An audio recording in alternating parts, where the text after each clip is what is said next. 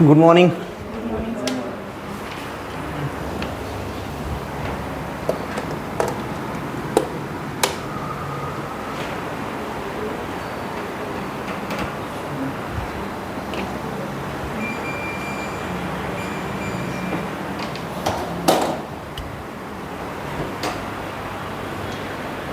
વરસાદ પડી ગયો, બફારો થાય ને, કમોસમી વરસાદ.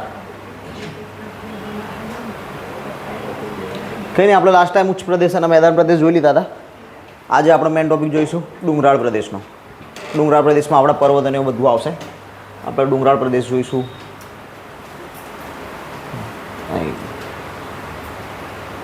ગુજરાતનો ડુંગરાળ વિસ્તાર. હવે મૂળ ક્વેશ્ચન તો એ જ છે, કાને કેમ ડુંગરાળ વિસ્તાર જ કીધો, પર્વતીય વિસ્તાર કેમ ના કીધો? ડુંગરાળ જ કેમ કીધું, પર્વત કેમ ના કીધું? તો એના માટે આપણે આગળની જે બે ડેફિનેશન હતી ને એ પહેલાં યાદ કરીએ. એક છે મેદાન પ્રદેશની. મેદાન પ્રદેશ હોવા માટે કેટલી હાઇટ જરૂરી હતી? 180 મીટરથી નીચી ઊંચાઈ અથવા તો ઓછી ઊંચાઈ. પછી એના પછી આપણે જોઈએ તો ઉચ્ચ પ્રદેશ. ઉચ્ચ પ્રદેશ માટે કેટલી હતી? 180 કરતાં વધારે. પણ પછી મેક્સિમમ લિમિટ કઈ આપી હતી? નથી આપી. તો સેમ વસ્તુ આપણને ડુંગરાળ પ્રદેશમાં મળશે. ડુંગરાળ પ્રદેશમાં પણ એક લિમિટ આપશે. તો સામાન્ય માહિતી, સમુદ્ર સપાટીથી આશરે 900 મીટરથી વધુ ઊંચાઈ ધરાવતા ઊંચા નીચા ઢોળાવોને સાંકડા શિખર ક્ષેત્રો ધરાવતા ભૂમિ સ્વરૂપને પર્વત કહે છે. શેની હાઈટ આપી? આ પર્વતની. કેટલા મીટરથી વધુ? ઉચ્ચ પ્રદેશ કેટલા મીટરથી વધારે હતા? 180 મીટરથી વધારે હતા. પછી એની મેક્સિમમ લિમિટ કોઈ સેટ કરી નથી. હવે આપણને સીધા 900 મળ્યા, બરાબર. પણ એ વચ્ચે પહેલાં આવે 300 મીટર. 180થી ઓછા એટલે મેદાન, 180થી 300 ઉચ્ચ પ્રદેશ, 300થી 900 ડુંગરાળ અને 900થી વધુ પર્વત. ફરીથી એક વાત અહીંયા જોઈ લઈએ. અહીંયા જગ્યા સારી છે. જો લિમિટ સેટ કરવાની 3 અલગ અલગ. પહેલાં આવશે 180 મીટર. 180 મીટરથી નીચે જાઓ તો મેદાન. ઉપર જાઓ તો ક્યાં સુધી? 300 મીટર સુધી. 300 મીટરથી ઉપર જાઓ તો ડુંગરાળ પ્રદેશ. એ ક્યાં સુધી? 900 મીટર સુધી. ક્લિયર? તો આ 3 સેક્શન પડશે: 180, 300 અને 900. 180થી નીચે મેદાન, 180થી 300 ઉચ્ચ પ્રદેશ, 300થી 900 ડુંગરાળના, 900થી ઉપર પર્વતો. ડન. ચલો હવે આપણે એક એક માહિતી જોતા જઈએ. પૃથ્વી સપાટીના આશરે 26% ભાગ પર શું આવેલું છે? પર્વતો. પાણી કેટલા ટકા ભાગમાં હતું? 71%. તો 29%માં શું હોય? જમીન. પર્વતો તો 100% જમીનની વાત છે. હવે આપણે પેલું પાણી આવી ગયું એટલે પાણી જતા રહેતા, બરાબર. હા, ચલો. 26% ભાગ શેનો બનેલો છે? પર્વતોનો.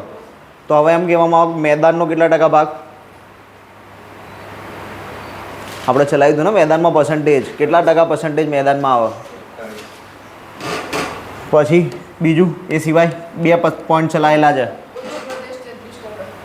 33% શું આવશે? 100% થઈ ગયું. 26, 33 ના 41. સરવાળો કેટલો થાય? 6, 7, 7 ના 3, 10, 10 ની આવો સરવાળા ના કરવાના હોય. વધી 1, 4 ને 4, 8 ને 2, 10. 4, 3 ને 1, 4, 4 ને 4, 8, 8 ને 2, 10. એટલે 10 એટલે 100 પૂરા થઈ ગયા. ચલો ફરીથી એક વખત. મેદાન પ્રદેશ કેટલા ટકા વિસ્તારમાં? ઉચ્ચ પ્રદેશ અને પર્વતો? ફરીથી એક વખત. મેદાનો કેટલા ટકા વિસ્તારમાં? ઉચ્ચ પ્રદેશ અને પર્વતો? ફરીથી ડુંગરાળ પ્રદેશ કેટલા ટકામાં? 26. બરાબર છે.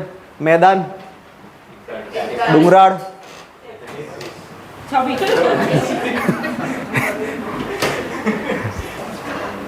આજ પકડવાનું છે, બરાબર. કંઈ નહીં, ચલો થોડું હળવાશ માટે હોય, બીજું કંઈ નહીં. યાદ રાખજો, હવે ફિક્સ, બરાબર. તમારા માઇન્ડમાં થોડું સેટ થઈ ગયું છે. ઉતાવળ નહીં કરવાની, વાંચવાનો ક્વેશ્ચન કશું પૂછ્યું છે અને પછી જ આન્સર ટીક કરવાનો. ચલો, સમુદ્ર સપાટીથી 900 મીટરવાળો પોઈન્ટ આપણે જોઈ લીધો કે ભાઈ 900 મીટરથી ઉપર હશે તો શું કહેવાશે? પર્વત. હવે ફરી પેલી જે વાત આપણે કરતા હતા ને એ જ વાત ફરી. આ બધી લાક્ષણિકતા હોવા છતાં ઊંચાઈનો આંક પર્વતની સાચી ઓળખ આપતો નથી. તે માટે ભૂમિ સ્વરૂપની ઊંચાઈ જો કયા કારણો છે કે જે કારણોથી આપણે નક્કી કરીએ છીએ કે આના પર્વત કહીશું, ઊંચાઈના ઇગ્નોરન્સમાં લઈએ છીએ. તો પહેલું છે ભૂમિ સ્વરૂપની ઊંચાઈ. આખો જે ભૂમિ સ્વરૂપ છે એ સંપૂર્ણ ભૂમિ સ્વરૂપની ઊંચાઈ કેટલી છે એ જોવાનું. બીજું છે આકાર, એનો આકાર કેવો છે, શંકુ આકાર છે કે નહીં. પછી એવું ના હોય કે ભાઈ મેદાન પ્રદેશ જેવો આખો સપાટ વિસ્તાર હોય. બીજું ઢોળાવ, ઇન શોર્ટમાં ઢોળાવ ધ્યાનમાં લેવામાં આવે. ઢોળાવ કેટલા ડિગ્રીનો છે. કોઈ પર્વત છે ફોર એક્ઝામ્પલ, તો પર્વત આવી રીતે હશે તો આ જે ડિગ્રીમાં ઢોળાવ થયો આ એક ખૂણો બનાવશે ને, તો એ ઢોળાવ કેટલા ડિગ્રીનો છે એ બી અહીંયા જોવામાં આવે અને પછી ફાઇનલ ડિસાઇડ કરવામાં આવે કે આનો પર્વત કહેવો કે ના કહેવો. આ બધા જ ધ્યાન પર લેવામાં આવશે. ખાલી 900 મીટરથી ઊંચાઈ આવી ગઈ તો એનો મતલબ એવો નથી કે પર્વત છે. એટલા માટે જ આપણે જોયું હતું કે 5000 મીટર કરતાં પણ ઊંચું હોવા છતાં એનો ઉચ્ચ પ્રદેશ કીધો હતો. હવે 900 મીટર કરતાં ઊંચો હતો તો પર્વત ના કહેવો જોઈએ, પણ આ બધા પોઈન્ટના ધ્યાન પર લીધા, આ બધા મેજર્સ મેચ ના થયા તો એનો પર્વત કહેવાય નહીં. કયા કયા મેજર્સ છે જો ફરી ધ્યાનમાં રાખજો. ભૂમિ સ્વરૂપની ઊંચાઈ જોવાની, આકાર જોવાનો અને ઢોળાવ જોવાનો. ફરીથી એનું સ્ટેટમેન્ટ આપ્યું છે. તિબ્બતનો ઉચ્ચ પ્રદેશ 5000 મીટર કરતાં પણ વધુ ઊંચો હોવા છતાં તેને પર્વત કહેવામાં આવતો નથી. એ જ આપણે હાલ વાત કરી. ડુંગરાળ પ્રદેશ એનો અર્થ 300 મીટર કરતાં ઊંચો અને ખડકાળ પ્રદેશ એવો થાય છે. આપણે હાલ એની ડિસ્કસ કરી લીધી. 180 મીટર કરતાં નીચે જાઓ તો શું આવશે? 180 મીટર કરતાં ઉપર. અને ડુંગરાળ પ્રદેશ, પર્વતો. ચલો નેક્સ્ટ. 300 મીટર કરતાં ઓછી ઊંચાઈ ધરાવતા વિસ્તારને શું કહેવાશે? ઉચ્ચ પ્રદેશ. આપણે જોઈ લીધું. તો હવે આપણે એક એક્ઝેક્ટ લિમિટ સેટ થઈ ગઈ. પહેલું જ્યારે ઉચ્ચ પ્રદેશ જોયું હતું ત્યારે શું ખાલી કીધું હતું કે 180 મીટર કરતાં વધુ. ઉપરની લિમિટ આપી ના, અહીંયા સ્પષ્ટતા કરી દીધી કે 300 મીટર કરતાં ઓછું હોય ને એનો જ ઉચ્ચ પ્રદેશ કહેવાનું. કેમ કે 300 મીટર કરતાં વધારે એને શું કહેવાય? ડુંગરાળ પ્રદેશ કહેવાય. આપણે સામાન્ય વિગત જોઈ લીધી કે પર્વત શું છે, ઉચ્ચ પ્રદેશ શું છે, મેદાન શું છે, એ બધી જ વિગત આપણને ક્લિયર થઈ ગઈ છે અત્યાર સુધીમાં. બરાબર. આ હાલ જે બધું જોયું એમાંથી જે મેન જે આંકડાકીય માહિતી હતી જે આપણે વારંવાર રિપીટ કરી એ વધારે પૂછાય છે. એના સિવાયનું કન્ટેન્ટ બહુ રેર કેસમાં પૂછાય છે અને જો પૂછવામાં આવે છે તો અત્યાર સુધી જીપીએસસી દ્વારા સ્ટેટમેન્ટ વાઇઝ પૂછવામાં આવેલું છે. અત્યાર સુધી નીચેની પરીક્ષાઓમાં આ બધા જે પોઈન્ટ્સ હતા એમાંથી ખાસ ક્વેશ્ચન્સ જોયા નથી. હવે જે મળીશું એમાંથી બધા જ ક્વેશ્ચન્સ આવે છે. નિર્માણ પ્રક્રિયા અનુસાર પર્વતના 2 પ્રકાર પડે છે. પર્વત રચાયા છે તો કયા કયા પ્રકારે રચાયા છે? તો એના 2 પ્રકાર આપ્યા છે આપણને. એક છે ભૂગર્ભિક પર્વત, બીજો છે અવશિષ્ટ અથવા તો શેષ. અવશિષ્ટ અને શેષ બે એક જ છે. શેષ એટલે શું? ગણિતમાં શેષ આવે ને, તો શેષ એટલે શું? કોઈ બી સંખ્યાનો ભાગાકાર કરતાં અંતમાં જે સંખ્યા બચી ગઈ એને આપણે શેષ કહીએ. તો બસ અહીંયા બી એવું જ છે કે ઘસાણ થતાં થતાં છેલ્લે જે બચ્યું ને એ શેષ પર્વત અથવા તો અવશિષ્ટ પર્વત. પહેલો પોઈન્ટ જે હતો એ ભૂગર્ભિક અથવા તો ભૂસંચલનીય પર્વતો. તો આ કયા પર્વતો છે? તો એના પ્રકાર છે. એમાં પહેલો આવે ઘેડ પર્વત, ખંડ પર્વત, ઘુમ્મટાકાર પર્વત અને જ્વાળામુખી પર્વત. આ 4 પ્રકારના જે પર્વતો છે એ છે ભૂગર્ભિક અથવા તો ભૂસંચલનીય પર્વતો. મોટાભાગના તમામ પર્વત આ 4માં જ આવશે. અવશિષ્ટ અને શેષ શું છે કે એ તો ભાઈ પહેલેથી પર્વતો તો છે જ, બરાબર છે, પણ એ ઘસાઈ ગયા છે. હવે એની લિમિટેશન્સ પૂરી થઈ ગઈ છે, બહુ લાંબો સમયગાળો નીકળી ચૂક્યો છે, એટલા માટે અવશિષ્ટ અને શેષમાં આવે છે. બાકીના બધા પર્વતો કયા 4માં આવશે? શું થયું? ઘેડ પર્વત, ખંડ પર્વત, ઘુમ્મટાકાર પર્વત અને જ્વાળામુખી પર્વત આ 4માં જ આવશે. પહેલું છે ઘેડ પર્વત, આપણો હિમાલય. હવે આવો દેખાય ક્યાં હિમાલય? ના, આ તો ખાલી આકૃતિ બતાવી ઘેડ પર્વત કેવી રીતે નિર્માણ પામે છે. જો સમજો ખાલી પહેલાં આકૃતિ જોઈએ, બરાબર. આખો જમીન પાટ પહેલાં કેવો હોય? સપાટ હોય. પછી ભૂસંચલનના કારણે કેવું થાય કે 2 જમીનના ભાગ એક બાજુ થશે સામસામે, આ એક જમીનનો ભાગ છે, બીજો જમીનનો ભાગ આ છે. આ બે સામસામે આવશે. સામસામે આવવાના કારણે શું થશે? ફ્લેટ થશે. પોસિબિલિટી શું છે? કાં તો બંને એક સાથે ઊંચા થાય, કાં તો એક ભાગ થોડો ઊંચો થઈને પછી બીજો ભાગ એની ઉપર ઓવરલેપ થઈ જાય. આવું બીજી સાઈડ બી થઈ શકે. જે ભાગ નબળો હશે એ નીચે રહી જશે, કઠોર ભાગ જે છે એ ઉપર ચડી જશે. તો આ જ વસ્તુ અહીંયા તમને બતાવી છે. તો બે ભાગ જમીનના આવ્યા તો આ વચ્ચેનો ભાગ ઉપસી આવ્યો. હવે આ કન્ટિન્યુઅસ ચાલુ જ રહે તો શું થાય? તો કે આવા રીતનું એક પછી એક પછી એક ઢોળાવ રચાતા જાય. આ શું કર્યું છે? તો એકની ઉપર એક લેયર બંધાયા છે. સ્ટાર્ટિંગમાં આપણો ફોર એક્ઝામ્પલ કાંઈ એક જમીનનો ભાગ છે, ભૂસંચલનના કારણે એકબીજાની સામે આવી ગયા, પછી વધારે પડતું જ એ થયું, પ્રેશર આવ્યું તો એકબીજાની ઉપર ઓવરલેપ થયા. બસ આ જ કન્ડિશનમાં ફરી પાછું થયું તો શું થાય? હવે આ એક પોર્શન થઈ ગયો હતો નીચેથી, એની પછી જમીનનો બીજો પોર્શન બી સેમ આ જ કન્ડિશનમાં આવશે. એટલે એકની નીચે એક, એકની નીચે એક, એકની નીચે એક, સેમ એક જ પ્રકારની રચના થશે. અને આના કારણે જે પર્વત રચાશે એને કહીશું આપણે ઘેડ પર્વત.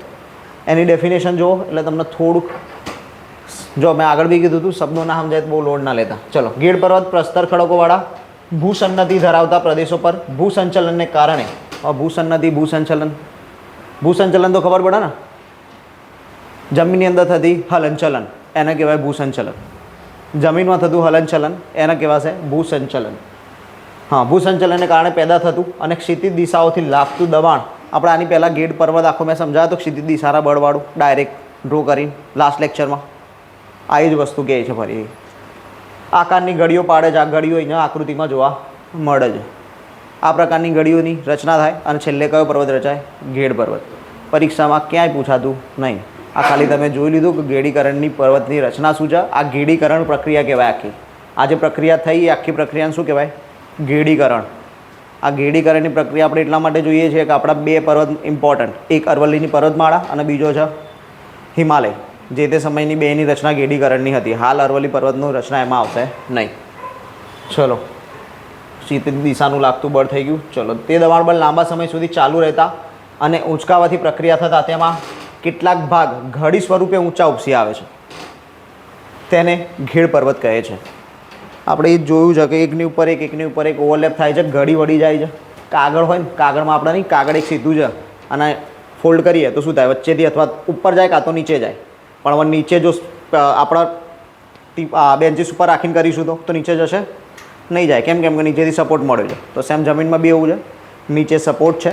એટલા માટે જ્યારે એકબીજાની સામે આવશે, પ્રેશર મેળવશે એકબીજાના સેમ દિશામાં, ત્યારે શું થશે? ઉપરની બાજુ ઉપસી જશે. અને આવું કન્ટિન્યુઅસ થશે એટલે કયો પર્વત રચાશે? ઘેડ પર્વત. ઘેડ પર્વત પ્રસ્તર ખડકોના બનેલા છે. ખડકો કયા છે? તેમાં સાગરીય જીવ અવશેષો અને અશ્મિઓ મળી આવે છે, જે સાબિત કરે છે કે ઘેડ પર્વતનો ઉદ્ભવ સમુદ્રમાંથી થયેલ છે. બધા ઘેડ પર્વત ક્યાંથી રચાય છે? સમુદ્રમાંથી. આપણે ખાલી હિમાલયની અહીંયા વાત કરી લઈએ. એક હિમાલય પર્વતની રચના કયા સમુદ્રના કારણે થઈ છે? ટેથીસ મહાસાગર. યાદ રાખીશું, હિમાલય પર્વત કયા મહાસાગરમાંથી રચાયો છે? તો ટેથીસ.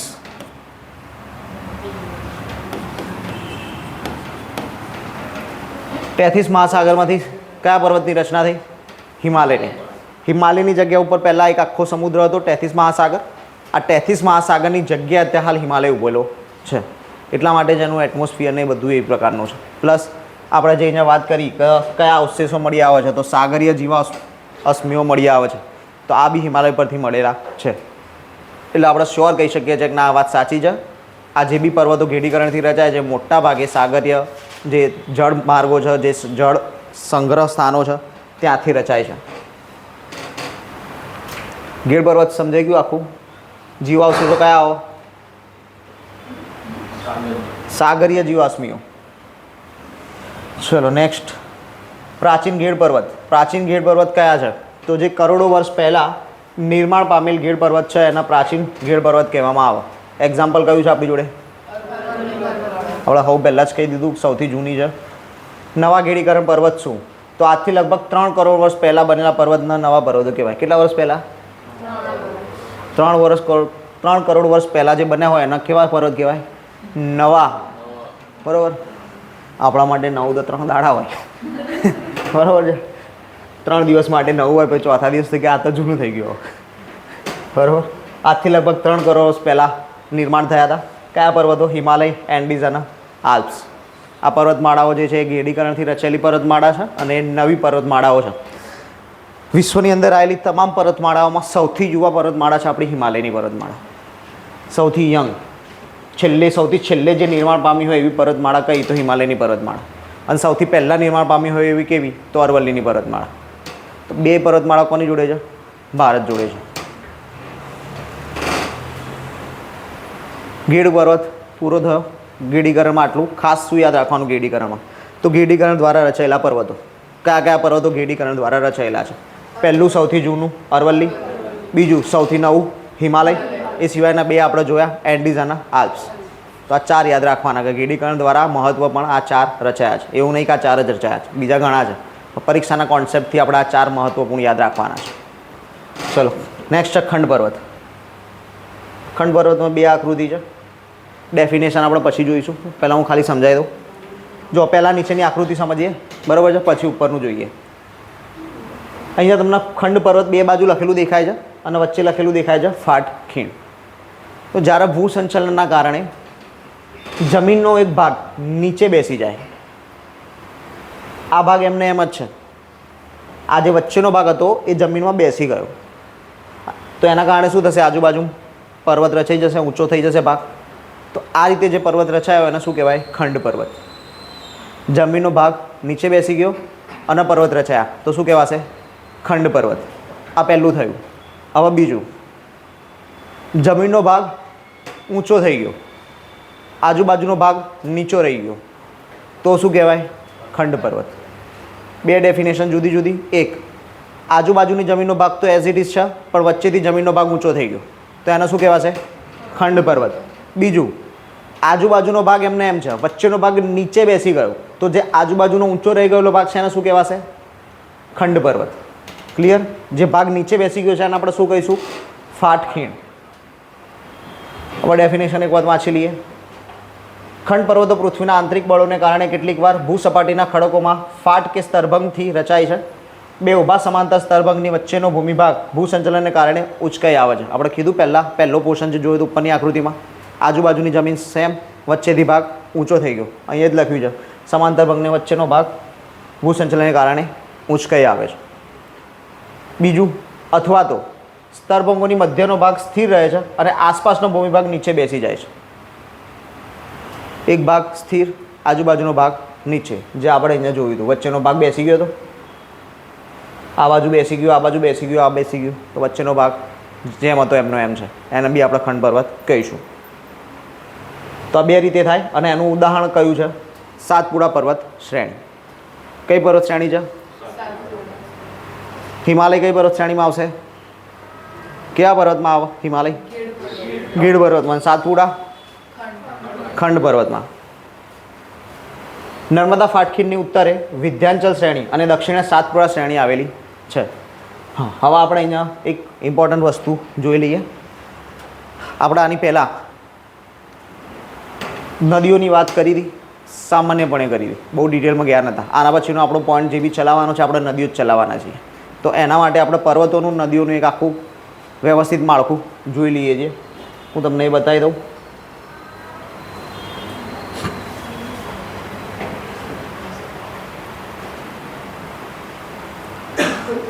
જો પહેલાં આપણે નદીઓની વાત કરીશું, બરાબર છે. 2 નદી છે આપણા માટે કામની. એના માટે એક છે નર્મદા, એક છે તાપી. આ છે નર્મદા, આ છે તાપી. નર્મદા જોડણી, અરે સોરી જોડણી નહીં, સંધિ છૂટી પાડો તો. સંધિ છૂટી પાડીએ તો શું થાય?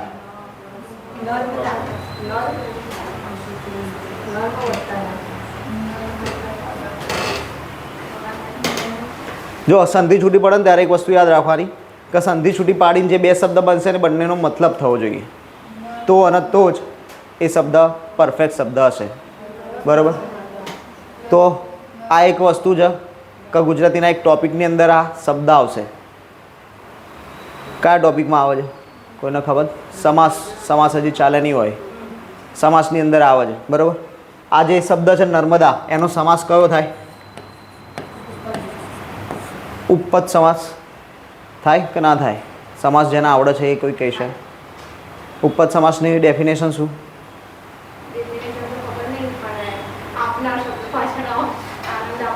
બરોબર. નાર પ્રત્યય લાગે. ઉપપદ સમાસ હોય ને એમાં છેલ્લે પ્રત્યય કયો હોય? નાર. और નર્મદા એટલે શું? તો નર્મ આપનાર. દા એટલે આપનાર. દાનો મતલબ અહીંયા થાય છે આપનાર. તો નર્મ એટલે શું? આનંદ. નર્મનો સમાનાર્થી શબ્દ શું થાય? આનંદ. નર્મદા એટલે આનંદ આપનાર. બરાબર. તો એ સમાસ કયો છે? ઉપપદ સમાસ છે. આ તો નર્મદા આવ્યું એટલે મેં કહી દીધું. હવે આપણે આગળ વધીએ. બરાબર. નર્મદા નદી અને તાપી નદી બે નદી છે. બરાબર. આપણી પાસે આ બે નદીની આજુબાજુમાં 3 પર્વત શ્રેણી આવેલી છે. નર્મદા નદીની ઉપર આવશે વિંધ્યાચલ. વિંધ્યાચલ પર્વત શ્રેણી ક્યાં આવેલી છે? નર્મદાની ઉપર. બીજું યાદ રાખીશું તાપીની નીચે. તાપીની નીચે આવેલું છે સહ્યાદ્રી. હવે પછી નર્મદા અને તાપીની વચ્ચે. તો નર્મદા અને તાપીની વચ્ચે આવેલી છે સાતપુરા. ક્લિયર? હવે આપણા સિક્વન્સ યાદ રાખવાના 5 નામ. કેવી રીતે? વિંધ્યાચલ, નર્મદા, સાતપુરા, તાપી અને સહ્યાદ્રી. આ 5 નામની સિક્વન્સ મોડે કરી લેવાની. 5 નામની સિક્વન્સ ક્યાંય ક્યારેય કોઈ પરીક્ષામાં પૂછાશે નહીં. પણ આપણે કીધું ને કે ટેકનિક હોય અમુક ક્વેશ્ચનના આન્સર આપવાની. આ તમે 5 વસ્તુ મોઢે કરી લીધી હોય અને આ 5 વસ્તુના અનુસંધાને કોઈ ક્વેશ્ચન પૂછાયો કે જે તમને નથી આવડતો, તો આ 5 સિક્વન્સના સેટ કરીને બી તમે ઓપ્શન્સમાંથી એલિમિનેશન વાપરી શકશો કે ભાઈ ના નર્મદાની ઉત્તરે કીધું છે તો નર્મદાની ઉત્તરે તો વિંધ્યાચલ જ આવો, સાતપુરા સહ્યાદ્રી તો ના જ આવો. તો ઓપ્શન્સમાંથી સાતપુરા સહ્યાદ્રી નીકળી જશે. આવી એક વસ્તુ છે કે જે ટેકનોલોજી આમાં કહીએ ને કે ટર્મ અમુક વસ્તુ જે છે એ પેલું વાત કરી હતી આપણે સ્માર્ટનેસની. અમુક વસ્તુ પરીક્ષામાં સીધી ના પૂછાય પણ આપણે મોઢે કરવાની. કેમ? કેમ કે અમુક ક્વેશ્ચન એવા આવશે કે જેનો આન્સર આપણને નહીં જ આવડે પણ એનો આન્સર આપણે કેવી રીતે આપી શકીએ? તો આવી રીતે આપી શકીએ. અમુક વસ્તુ આપણે માઇન્ડમાં ડિફાઇન કરી લીધેલી હોય કે આ વસ્તુ આવી રીતે જ પોસિબલ થાય. લોજિકલી વસ્તુ. બરાબર. જે રિઝનિંગમાં આપણે લોજિક એપ્લાય કરીએ છીએ ને, જીકેના બી ઘણા બધા ક્વેશ્ચન્સની અંદર લોજિક સપ્લાય થશે કે તમે લોજિક એપ્લાય કર્યું તો એ ક્વેશ્ચનનો આન્સર તમને નહીં આવડતો તેમ છતાં તમે સાચો લખશો. હવે અહીંયા આપણને કોઈ ક્વેશ્ચન પૂછ્યો હોય, ફોર એક્ઝામ્પલ કે તમને એવું પૂછી લીધું કે ભાઈ પંચમહાલની અંદર કઈ પર્વતમાળા આવેલી છે, તો પંચમહાલની પર્વતમાળા તમે કેવી રીતે શોધશો? તમને નહીં આવડ્યું, તમને શીખવાડ્યું જ નહીં કોઈએ કે પંચમહાલની પર્વતમાળા, પંચમહાલમાં કઈ પર્વતમાળા આવે. તમારી જોડે ઓપ્શન્સ છે પણ તમને આવડતું નથી, તો એ સમયે તમે વિચારી શકો કે ભાઈ પંચમહાલ ક્યાં આવે? નર્મદાથી ઉપર આવો કે નીચે આવો? તાપીથી ઉપર આવો કે તાપીથી નીચે આવો? તમે આ વસ્તુને ડિસિઝન લઈને આન્સર ટીક કરી શકો કે હા ભાઈ ચલો પંચમહાલ તો નર્મદાથી ઉપર જ હોય તો એ વિંધ્યાચલ જ આવી શકે, સાતપુરા સહ્યાદ્રી તો નહીં જ આવો. પછી અમે એવું થાય કે ઉપર અરવલ્લી હોય તો તમારે વિચારવું પડે કે હવે અરવલ્લી આવે છે કે નહીં. એ સેકન્ડ થિંગ છે. પણ તમે 2 ઓપ્શન્સ તો એલિમિનેટ કરી નાખ્યા ને સીધા 50-50 ઉપર તો આવી ગયા. એટલે આ વસ્તુ છે કે અમુક વસ્તુઓ શીખવી જરૂરી એટલા માટે છે કે પરીક્ષામાં ના આવડતા સવાલના જવાબ તમે આપી શકો. પરીક્ષામાં આ ક્વેશ્ચન સીધો ક્યારેય નહીં પૂછાય. તમને પરીક્ષામાં એવું નહીં પૂછે કે ભાઈ નર્મદાની ઉપર કઈ પર્વતમાળા આવેલી છે, તાપીની ઉત્તરે કઈ પર્વતમાળા આવેલી છે. આવું ક્વેશ્ચન ક્યારેય નહીં પૂછાય. પણ આપણને અમુક આન્સર આવડવા માટે આ વસ્તુ જરૂરી છે. તો યાદ રાખીશું. પહેલો કયો આવશે? પછી 2-3 જણા જ બોલ્યા છે, બધાએ કમ્પલસરી બોલવાનું છે. પહેલું, બીજું, ત્રીજું, ચોથું, પાંચમું. આ જ વસ્તુ નીચેથી ઉપર તરફ બી યાદ રાખવાની. ફરી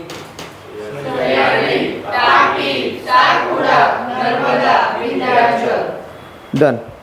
નેક્સ્ટ લેક્ચરમાં આ વસ્તુ યાદ હોવી જોઈશે કમ્પલસરી. બરાબર. ચલો પાછા આપણે બેક ટુ સ્લાઇડ્સ.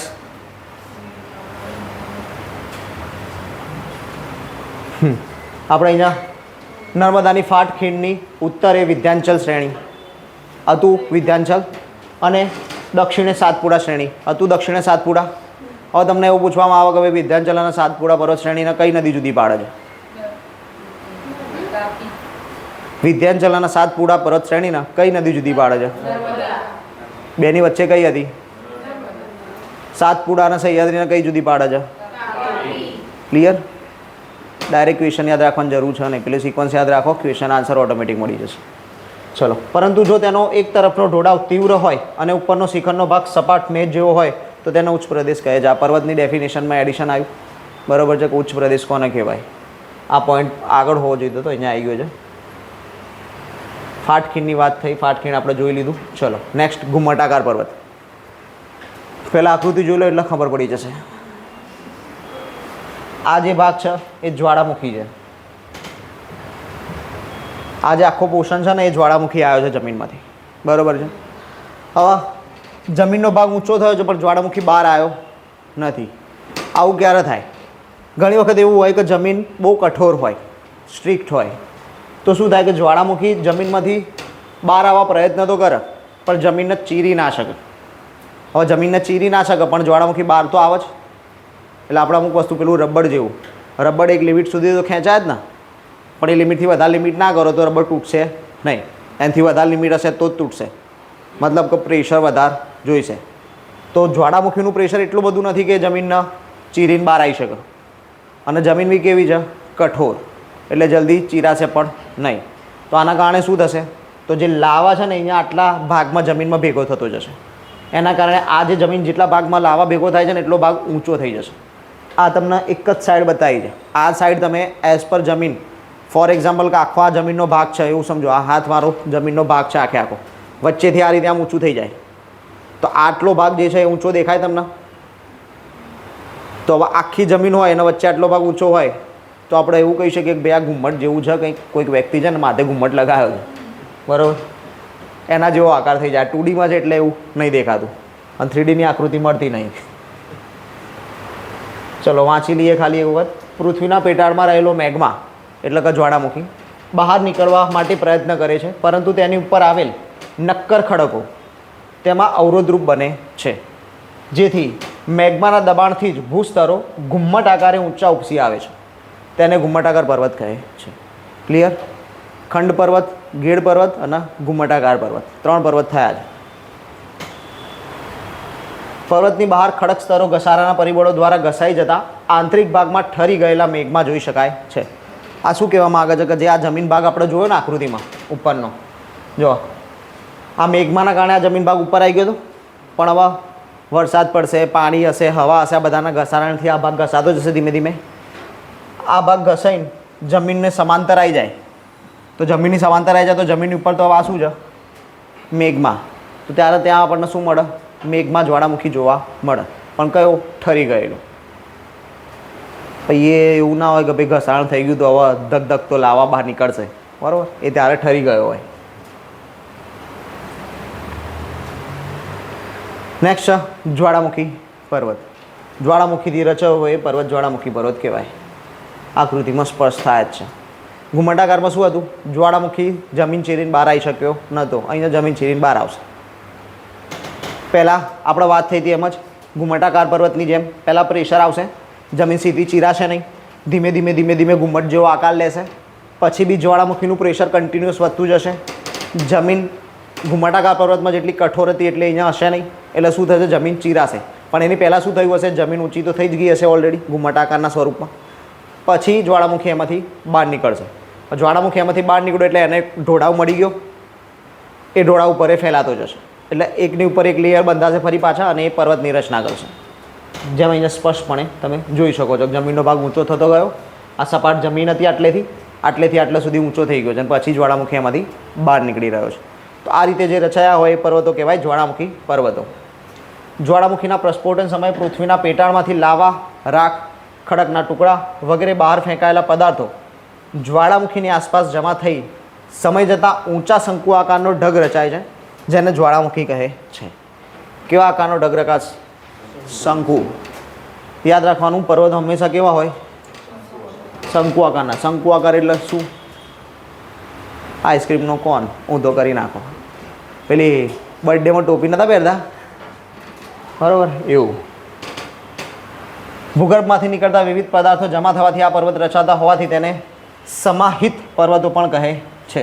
બીજું નામ આવ્યું છે અહીંયા, સમાહિત પર્વત. સમાહિત પર્વત કયા પર્વતને કહેવામાં આવે? જ્વાળામુખી પર્વતનું બીજું નામ શું? પહેલો પર્વત આપણે કયો જોયો? એનું ઉદાહરણ કયું હતું? હિમાલય, અરવલ્લી. અને બીજી 2 પર્વતમાળાઓ હતી, કઈ? એન્ડીઝ અને આલ્પ્સ. બીજો જોયો ખંડ પર્વત, એનું ઉદાહરણ ખંડ પર્વતનું ઉદાહરણ આપ્યું હતું ને આપણે, એના ઉપરથી જ આપણે 5 વસ્તુ જોઈ હતી. સાતપુડા પર્વતમાળા, બરાબર, સાતપુડા ખંડ પર્વતનું ઉદાહરણ છે.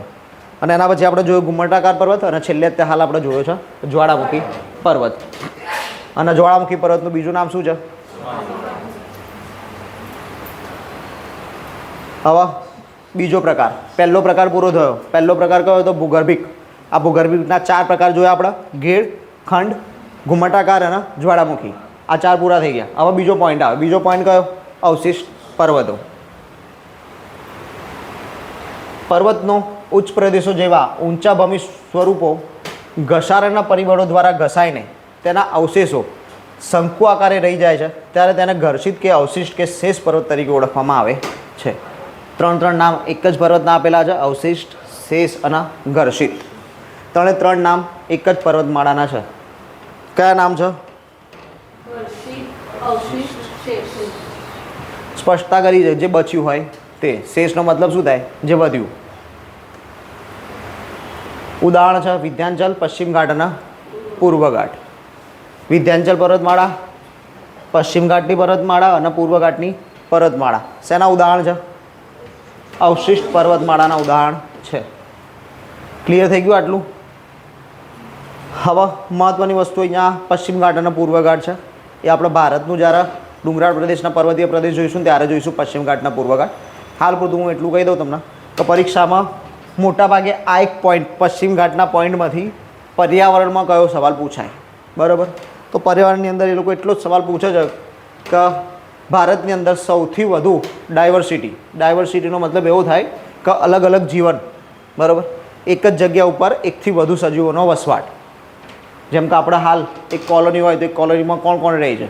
તમારી સોસાયટી છે, તમારી સોસાયટીમાં કોણ કયા સજીવો વસવાટ કરે છે? તો એક તો મનુષ્ય વસવાટ કરશે, બીજો કૂતરા બિલાડા વસવાટ કરશે, એ સિવાય ગાયો તો હવે બંધ કરી દીધી, બાકી પહેલાં ગાયો આવતી હતી, બરાબર. બીજું એ સિવાયના જે પાણી હોય, પાણીને અમુક સમયે ખરાબ થઈ જાય તો મચ્છરાનું ને એનું ઉપદ્રવ વધી જાય છે. મેલેરિયા ખાતાવાળા ઘેર આવીને ચેકિંગ કરતા હશે કે ભાઈ ફ્રીજની ટ્રેમાં પોરા તો નહીં પડી ગયા, એપાર્ટમેન્ટમાં ઉપર કોઈએ ટાયરો તો નહીં પડી રહેવા દીધા ને, મલેરિયાના મચ્છર તો નહીં થયા ને, ડેન્ગ્યુના મચ્છર તો નથી થયા ને, આ બધું ચેક કરતા હશે. તો આ બી એક સજીવ જ છે. તો આ જે બધા સજીવો એમાં મેક્સિમમ એક જ જગ્યા ઉપર આવા કેટલા સજીવો સૌથી વધુ હોય તો એને કહેવાય ડાયવર્સિટી. એક જ જગ્યા કે જ્યાં એકથી વધુ સજીવોનો વસવાટ હોય એ ડાયવર્સિટી કહેવાય. અને સૌથી વધુ ડાયવર્સિટી ધરાવતો વિસ્તાર એટલે આપણો પશ્ચિમ ઘાટ, બરાબર. એવું કહેવામાં આવે છે કે હજી સુધી ત્યાં વસતા ટોટલ સજીવોમાંથી 25 થી 30% સજીવો જ શોધી શકાયા છે. બાકીના સજીવ તો આપણે શોધ્યા જ નહીં કે જે ત્યાં વસવાટ કરે છે. ચલો, ગુજરાતના ડુંગરો. આપણની જે ઉપર છેલ્લી માહિતી હતી એ બધી પૂરી થઈ ગઈ. જે મેન પોઈન્ટમાંથી જે સીધા ક્વેશ્ચન્સ આવતા તે આપણે જોઈ લીધા. હવે આપણે ડાયરેક્ટ ફેક્ચ્યુઅલ એક નામ જોગ અત્યાર સુધી જો જોયું કેવી રીતે જોયું? પ્રકારના આધારે જોયું. હવે નામના આધારે જોઈશું, બરાબર. ગુજરાતના ડુંગરો. ગુજરાતમાં ખરેખર પર્વત કહી શકાય એવો કોઈ પ્રદેશ આવેલો નથી, એટલે જ આપણે ચલાવીએ છીએ ગુજરાતનો ડુંગરાળ પ્રદેશ.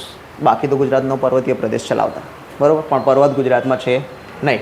તેમ છતાં આપણે ગુજરાતની અંદર એક પર્વતની ગણના કરીએ છીએ અને એ છે ગિરનાર, બરાબર. ગુજરાતની અંદર જો આપણે એવું કહેવું હોય કે ભાઈ ગુજરાતની જોડે એક પર્વત છે તો પછી એનું નામ કયું હોય? ગિરનાર. ચલો, પણ વર્ષોથી થતી ઘસારાની પ્રક્રિયાને લીધે ઊંચી ભૂમિભાગ ઘસાઈને અવશેષ રૂપે આવા ડુંગરાળ પ્રદેશ રચાયેલા છે. ઘસારણ આપણે જોઈ લીધું છે આગળ. ચલો, ગુજરાતના ડુંગરાળ પ્રદેશોને મુખ્યત્વે 3 ભાગમાં વિભાજિત કરવામાં આવે છે. ડુંગરાળ પ્રદેશ જ નહીં, તમામ પ્રદેશના આપણે કેટલા ભાગમાં વિભાજિત કરીએ છીએ? 3 ભાગમાં વિભાજિત કરીએ છીએ. કયા કયા? કચ્છ, સૌરાષ્ટ્ર અને તળ ગુજરાત. તળ ગુજરાતના બીજા 3 ભાગ આપણે કયા પાડીએ? ઉત્તર, મધ્ય અને દક્ષિણ. સેમીના જ ભાગ અહીંયા પડશે: કચ્છ, સૌરાષ્ટ્ર અને તળ ગુજરાત. પહેલો કચ્છનો ડુંગરાળ પ્રદેશ. કચ્છમાં મોટા પર્વતો કે ડુંગરો નથી. સ્પષ્ટતા કરી છે, મોટા પર્વતો બી નહીં, ડુંગરો બી નહીં. લખી જ આપી જો, કચ્છમાં મોટા પર્વતો કે ડુંગરો નથી, પણ નાના છે. નાના ડુંગરોની 3 હારમાળા આવેલી છે. કેટલી હારમાળા છે? 3 હારમાળા. એટલે આપણે જે નામ આપતા હોઈએ જ ઉત્તર, મધ્ય અને દક્ષિણ. આ ડુંગરોની હારમાળા ધાર તરીકે ઓળખાય છે. નામ શું છે? ધાર. આપણે કીધું ઉત્તર મધ્ય અને દક્ષિણ, તો હવે એને કયા નામે ઓળખવાની? ધાર. તો ઉત્તર ધાર, મધ્ય ધાર ને દક્ષિણ ધાર. ઉત્તર ધાર, મધ્ય ધાર, દક્ષિણ ધાર. પહેલા ઉત્તર ધાર. ઉત્તરની ડુંગરાળ ધાર કચ્છના મોટા રણમાં આવેલા પચ્છમ, ખદીર, બેલા અને ખાવડા ટાપુઓમાં. શેમાં? પચ્છમ, ખદીર, બેલા અને ખાવડા કયા શું છે? આ ટાપુઓ છે. અને એની અંદર શું આવેલું છે? ઉત્તરની ડુંગર ધાર. કયા ટાપુઓમાં? પચ્છમ, ખદીર, બેલા અને ખાવડા. તેમાં પચ્છમ 458 મીટર. યાદ રાખવાની જરૂર નથી. જે યાદ રાખવાના છે હું સ્પેસિફાઈ કરી દઈશ કે આ યાદ રાખવાના જ છે. એટલે યાદ રાખવાના જ છે, મતલબ કે એની ઊંચાઈ યાદ રાખવાની છે. બાકી આ તો યાદ રાખવાના છે. પચ્છમ, ખદીર, બેલા અને ખાવડા ઉત્તર ધારમાં આવશે. આવું તો યાદ રાખવાનું છે, પણ એની ઊંચાઈ યાદ રાખવાની જરૂર નહીં. જેની ઊંચાઈ રાખવાની હશે હું કહીશ. પચ્છમ 458 મીટર, ખદીર 860, બેલા 68. 860 નહીં હોય, ટાઈપિંગ મિસ્ટેક હશે, જોવું પડશે. બરાબર, 860 નહીં હોય. એટલો મોટો કોઈ પર્વત છે નહીં ત્યાં. ચલો, ઉત્તરની ધારમાં અને કચ્છના ઊંચામાં ઊંચો ડુંગર ખાવડાનો ડુંગર. કીધું ઊંચામાં ઊંચો કેટલો ખાવડાનો ડુંગર છે? કેટલા મીટર છે? 487.08. હા, 87 ને 37 આગળ હતું ને હમણાં. કેટલું હતું? હા, 458 હતું. બરાબર. પાછળનો પંખો ચાલુ રાખશો તો વાંધો નહીં આવે. ઠંડી લાગતી હોય તો બંધ રાખી શકો છો. બરાબર, સંભળાતું નહીં. બરાબર, એમ? ઓકે, સરસ. ચલો, આ ડુંગરધાર ટાપુઓના ભાગમાં જ ઊંચી છે. ટાપુઓના ભાગમાં જ ઊંચી છે મતલબ શું? જે પચ્છમ, ખદીર, બેલા અને ખાવડા જોયા ને, એ જ ભાગ ઊંચા છે. બાકીના ભાગ તો જમીન વિસ્તારમાં જ છે. ચોમાસા આ ટાપુઓ કેમ કીધા? હવે કચ્છની અંદર ટાપુ ક્યાંથી આવ્યા? નદીઓ જ પાણી નહીં હોતું. તો ચોમાસાની અંદર છે ને આજે પચ્છમ, ખદીર, બેલા અને ખાવડા છે, એની ચારે બાજુએ વરસાદ પડવાના કારણે પાણી ભરાઈ જાય છે. હવે સિમ્પલ વસ્તુ છે કે આપણે જોયું કે જેની ચારે બાજુએ પાણી ભરેલું હોય એને ટાપુ કહેવાય. એટલા માટે અહીંયા આને ટાપુ કહે છે, કેમ કે ચોમાસાના સમયમાં એની ચારે બાજુ શું હોય છે? પાણી. જ્યારે બે ટાપુઓની વચ્ચેના ભાગમાં સમતલ પ્રદેશો આવેલા છે, એટલે કે આ ડુંગરધાર સળંગ નથી. સળંગ ડુંગરધાર કોને કહેવાય અને સળંગ ડુંગરધાર કોને ના કહેવાય? જગ્યા આટલામાં આવી જશે. આ એક પર્વત છે, બીજો પર્વત અહીંયાથી આવતો હોય, ત્રીજો અહીંયા હોય, તો આના સળંગ કહેવાય નહીં. બરાબર છે? સળંગ ક્યારે કહેવાય? બીજો પર્વત આ રીતે જ હોય, કન્ટિન્યુઅસ. એક પર્વત પૂરો થતાં સાથે બીજો ચાલુ થઈ જતો હોય, વચ્ચે કોઈ જ ગેપ હોય નહીં, વચ્ચે કોઈ સમતલ પ્રદેશ ના હોય, તો આના કહેવાય સળંગ ડુંગરધાર. ઉત્તરની ડુંગરધાર સળંગ નથી. બરાબર.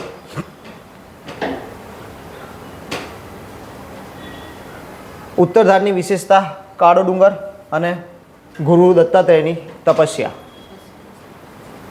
ઉત્તરધારની વિશેષતા શું છે? સૌથી ઊંચો ઉત્તરધારનો સૌથી ઊંચો ડુંગર કયો? કાળો ડુંગર. એના ઉપર શું આવેલું છે? ગુરુ દત્તાત્રેયની તપસ્યાનું સ્થાનક. પરીક્ષામાં પૂછાય છે કે ભાઈ ગુરુ દત્તાત્રેયની તપસ્યાનું સ્થાનક ક્યાં આવેલું છે? તો કાળા ડુંગર ઉપર આવેલું છે. કાળો ડુંગર ક્યાં આવ્યો છે? ઉત્તરધારમાં. ઉત્તરધાર ક્યાં? કચ્છ. કારણ કે પાછળ શું આવ્યું છે? ધાર. બીજે ક્યાં આપણે ધાર શબ્દ નહીં વાપરીએ. બરાબર. ચલો, કાળા ડુંગર પર દત્તાત્રેયની સમાધિ આવેલી છે. રણોત્સવ સમયે પ્રવાસીઓને કાળા ડુંગરની મુલાકાતે લઈ જવાય છે. હવે વિશેષતા શું કાળા ડુંગરની આ સિવાય જે મેં લખી નથી? બરાબર છે. તો એક મેગ્નેટિક પોલ છે. કાળો ડુંગર પોતે શું છે? એક મેગ્નેટિક પોલ. આપણે ડુંગર ઉપરથી નીચે ઉતરતા હોય અને ગાડી બંધ કરી દઈએ, બરાબર છે, તો ગાડી કઈ દિશામાં જાય? નીચે જાય કે ઉપર જાય? નીચે જાય. અહીંયા એવું ના થાય, અહીંયા ઉપર જાય. બરાબર. એટલા માટે જ ત્યાં નીચે જ બધા સ્પેસિફાઈ કરે છે કે ભાઈ પરફેક્ટ ડ્રાઈવર હોય ને પરફેક્ટ ડ્રાઇવિંગ આવડતું હોય તો જ ગાડી લઈને જવું. બરાબર. કેમ? કેમ કે સ્પીડ વધી જાય. 20ની સ્પીડની જગ્યાએ ઉપર ખેંચાણ અનુભવાય, તો 20ની સ્પીડની જગ્યાએ સ્પીડ ઓટોમેટિક જ અપ થઈ જાય. તમને તો એવું હોય હું તો 20ની સ્પીડે ચલાવું છું, પણ 20ની સ્પીડ ક્યારે વધી જાય ને ખબર પડે નહીં. કેમ? કેમ કે ઉપરની તરફ શું થાય? ખેંચાણ અનુભવાય. અને એના કારણે જે રોડ હોય એનાથી નીચે ગાડી ખાબકી જવાનો ડર રહે. એટલા માટે જ બધા ત્યાં એવું કહે છે કે ભાઈ આ વસ્તુનું ધ્યાન રાખવું. પણ એનું કારણ શું છે? મેગ્નેટિક પોલ, ત્યાં ચુંબકત્વ વધારે છે. ચુંબકત્વ વધારે હોવાના કારણે આ વસ્તુ થાય છે.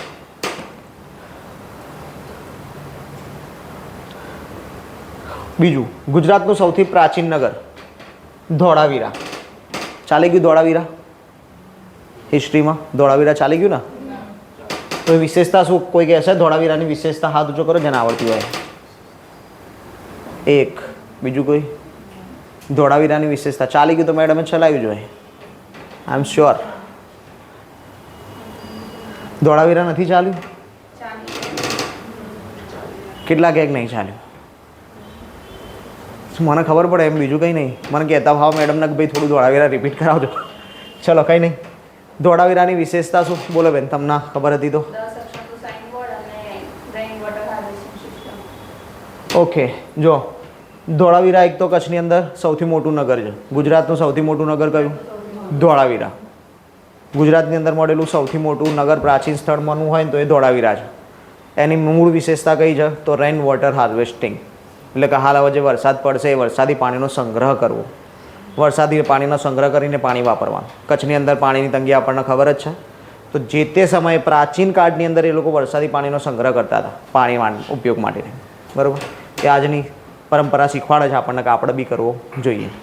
અત્યારે હાલ તમે જોયું હશે કે જે નવી નવી બિલ્ડિંગ્સ બને છે એમાં હવે સરકારે અમુક જગ્યાએ, હાલ તો હજી એટલા મોટા પાયે એપ્લિકેબલ નથી કર્યું, પણ અમુક જગ્યાએ સ્પેસિફાઈ કરી દીધું. જેમ કે ચેન્નઈની અંદર કોઈ પણ બિલ્ડિંગ બનાવી હોય તો રેન હાર્વેસ્ટિંગ સિસ્ટમ અનિવાર્ય છે. પ્લાન પાસ થાય જ નહીં જો રેન હાર્વેસ્ટિંગ સિસ્ટમ ના હોય. તો આવી ધીમે ધીમે ધીમે ધીમે સરકાર હવે ડેવલપમેન્ટ કરી રહી છે. તો એ જે તે સમયે પ્રાચીન કાળમાં જોવા મળી રહ્યું છે આપણને, કે જે હાલ આપણે હવે વિચારી રહ્યા છીએ એ જે તે સમયે લોકો કરતા હતા પહેલાં જ. બરાબર? બીજું છે 10 અક્ષરનું સાઇન બોર્ડ કે જે હજી સુધી ઉકેલાયું નહીં. શું લખેલું છે કોઈને ખબર નથી. ક્યાં આવેલું છે ધોળાવીરા? ખદીર બેટની અંદર. કઈ નદી કિનારે?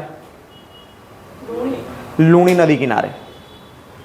કયા કયા ડુંગરો આવેલા છે? તો પચ્છમ ખદીર, બેલા, ખાવડા, કાળો ગારોના ખાડીઓ. પચ્છમ ખદીર, બેલા અને ખાવડા શું હતા? ટાપુ. એ ડુંગરો બી છે. સૌથી મોટો, સૌથી ઊંચો કાળો ડુંગર. ઉત્તરની ધાર પૂરી. ઉત્તરની ધારમાં મહત્વનું આપણે કાળો ડુંગર જોયો. કાળા ડુંગર પર કોની સમાધિ હતી? ગુરુ દત્તાત્રેયની સમાધિ હતી કાળા ડુંગર ઉપર. બીજું છે મધ્યની ધાર. કચ્છની મધ્યવર્તી ડુંગર ધાર તળ કચ્છની ઉત્તર હદ પર ચાવડા ડુંગર ધારની શરૂ થાય છે. ચાળવા. આ ચાળવાની ધાર અલગ છે, ખાવડાની અલગ હતી. બરાબર છે? ચાળવાની ડુંગર ધારથી શરૂ થશે. કઈ? મધ્ય ધાર.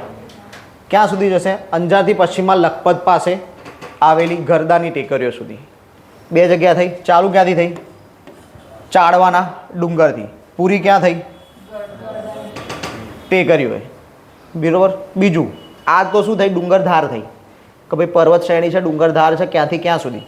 તો ચાળવાના ડુંગરથી ગરદાની ટેકરીઓ સુધી. પણ જગ્યા જોઈતી હોય, લોકેશન જોઈતા હોય તો લખપતથી વાગડ. થોડું ઊંચું કરી લઈએ. હા ચલો. લખપતથી વાગડ. પરીક્ષામાં તમને ગમે તે પૂછી શકે કે ભાઈ મધ્યધાર ક્યાંથી ક્યાં સુધી આવેલી છે. ઓપ્શન્સમાં લખપતથી વાગડ બી આપી શકે છે અને ચાળવાના ડુંગરથી ગરદાની ટેકરીઓ પણ આપી શકે છે. એક વખત ક્વેશ્ચન બહુ અલગ રીતે જ પૂછી લીધો હતો. સવાલ એવો પૂછ્યો તો ગરદાની ટેકરીઓ ક્યાં આવેલી છે. ગરદાની ટેકરીઓ તમે અહીંયા વાંચ્યું ને આના સિવાય ક્યાંય નહીં વાંચો. આ એક જ જગ્યા છે કે જ્યાં ચાળવાના ડુંગર અને ગરદાની ટેકરીઓ તમને વાંચવા મળશે. નીચેની ડિટેલમાં ક્યાંય ચાળવાના ડુંગર કે ગરદાની ટેકરીઓ નહીં આવવાની. અને પરીક્ષામાં ક્વેશ્ચન એવો જ હતો, ગરદાની ટેકરીઓ ક્યાં આવેલી છે. તો એ પ્રશ્ન તો તમે ક્યાંય વાંચ્યો જ ના હોય, કેમ કે ક્યાં આવ્યો જ નહીં. પણ આપણને ખબર હોય છે ગરદાની ટેકરીઓ આવ્યું હતું ક્યાં? તો કે ચાળવાના ડુંગરથી ગરદાની ટેકરીઓમાં શું આવેલું છે? દક્ષિણ ધાર, કચ્છમાં. તો ગરદાની ટેકરીઓ ક્યાં હોય? કચ્છમાં. એટલે આ પેલું વાત કરી લોજિક આવી રીતે એપ્લિકેબલ થશે. આ ડુંગર ધાર પર સળંગ નથી. હવે ખબર પડી ગઈ સળંગ એટલે નહીં એટલે શું. ચલો. નખત્રાણા તાલુકામાં આવેલો ધીણોધર ડુંગર સૌથી ઊંચો ડુંગર છે. કયો? કેટલા મીટરની ઊંચાઈ છે? 387 મીટરની ઊંચાઈ. ધીણોધર ડુંગર કયા તાલુકામાં? નખત્રાણા તાલુકાની અંદર આવેલો છે ધીણોધર ડુંગર. કઈ ધાર? ધીણોધર ડુંગરની વિશેષતા શું? કર્કવૃત ત્યાંથી શું થાય છે? પસાર થાય છે. કર્કવૃત ધીણોધર ડુંગર સિવાય બીજી 2 જગ્યા કઈ લખાઈ હતી આપણે? ટોટલ 3 જગ્યા કીધી હતી કર્કવૃતમાં લેક્ચરની અંદર. મોઢેરાનું સૂર્ય મંદિર અને પ્રાંતિજ.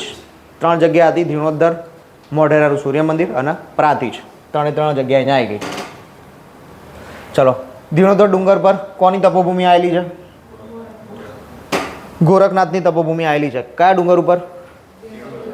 ગુરુ દત્તાત્રેયની કાળો ડુંગર. 2 ઉપર શું છે? તપોભૂમિ જ છે, તપસ્યાનું સ્થાનક જ છે. તો યાદ રાખવાનું. ગોરખનાથ આવા દો અને દત્તાત્રેય આવા દો. હવે માનો કે યાદ રાખ્યું છે પણ પરીક્ષામાં આવવાનું ભૂલી જઈએ તો શું કરવાનું? ભૂલ ના થાય એના માટે શું કરવાનું? બરાબર, ફરીથી એ જ વસ્તુ.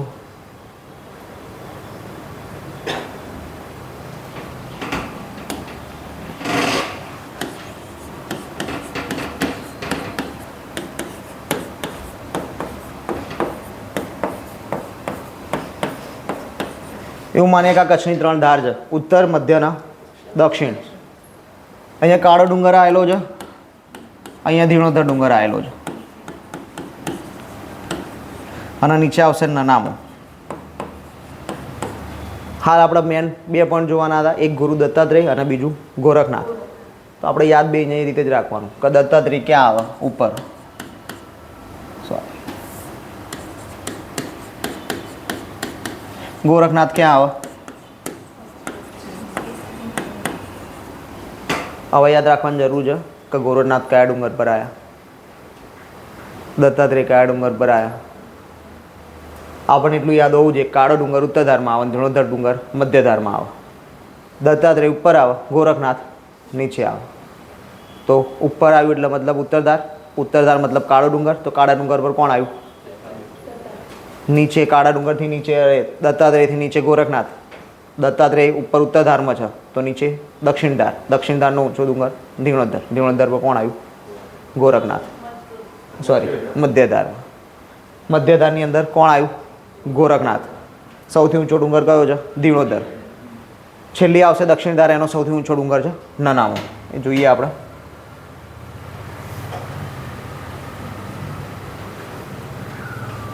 ચલો, ધણોધરમાં ગોરખનાથની તપોભૂમિ. એ સિવાય કાનફટા સાધુઓનો મઠ આવેલો છે. કાનફટા સંપ્રદાય છે, એ સંપ્રદાયના સાધુઓનો મઠ પણ ધીણોધર ખાતે આવેલો છે. ગોરખનાથ સાધુએ 12 વર્ષ તપસ્યા અત્રે કરી હતી. ગોરખનાથ સાધુએ કેટલા વર્ષ તપસ્યા કરી હતી? 12 વર્ષ. અને એમનો સંપ્રદાય છે કાનફટા સંપ્રદાય. એક માન્યતા મુજબ સ્પષ્ટતા કરી છે. શું છે માન્યતા? એકમાત્ર નિષ્ક્રિય જ્વાળામુખી ધીણોધર ડુંગર છે. નિષ્ક્રિય જ્વાળામુખી ભારતમાં એકમાત્ર છે ને એવું કહેવામાં આવે છે કે એ છે ધીણોધર. બરાબર, પણ આગળ શબ્દ વાપર્યો છે માન્યતા છે. પરીક્ષામાં પૂછાય તો લખીને આવી જવાનું. એ પરીક્ષામાં એવું નહીં પૂછવાનું કે માન્યતા નહીં આપ્યું તો શું કરીએ? બરાબર, પરીક્ષામાં તમને પૂછાય કે ભારતનો એકમાત્ર નિષ્ક્રિય જ્વાળામુખી કયો? લખી દેવાય ધીણોધર. 7.9 કરોડ વર્ષ પહેલાં ક્રિટેશિયસ પીરિયડની અંદર જ્વાળામુખી રચાયો હતો. ત્યાં કેટલા વર્ષ પહેલાં જ્વાળામુખી ફાટ્યો હતો? 7.9 કરોડ વર્ષ પહેલાં. ત્યાંથી હજાર સુધી ફાટ્યો નથી, એટલે નિષ્ક્રિય કીધો. હવા ડુંગર પણ મધ્યધારની અંદર આવેલું છે. હવા ડુંગરની આપણે વાત કરી લીધી હતી. મોતિયો કૂતરો અને લાલિયો ગધેડો કોણ હતું? મેકરણ દાદા ભૂલા પડેલાનો રસ્તો બતાવતા હતા. ધરતીકંપ કેવા કોઈ કારણસર પૂર્વ પશ્ચિમ ભાગ અલગ 5 મીટરથી લઈ 15 મીટર જેટલી મથાળીથી 60 થી 90 મીટર જેટલી. આ આખો પોઈન્ટ જ અલગ છે. ક્યાંથી આવી ગયો ખબર ના પડી. ચલો છોડો એને, આપણે પાછા આપણા મેઇન પોઈન્ટ પર આવીએ. મધ્યવર્તી ડુંગરધારમાં ઉમિયા 274 મીટર, જુરા 316, વરાર 344 અને રતનાલ 349 મીટરના ડુંગરો આવેલા છે. આપણે કીધું ઊંચાઈ યાદ રાખવાની જરૂર નથી. સૌથી ઊંચો કોણ? ધીણોધર. ધીણોધર સિવાયના ડુંગરો કયા? તો ઉમિયા, જુરા, વરાર અને રતનાલ. ઉમિયા, જુરા, વરાર અને રતનાલ. અને સૌથી ઊંચો કયો? ધીણોધર. એમ ઉત્તરધારની અંદર સૌથી ઊંચો કોણ હતો? કાળો. બીજા પર્વતો કયા હતા? પચ્છમ, ખદીર, બેલા અને ખાવડા.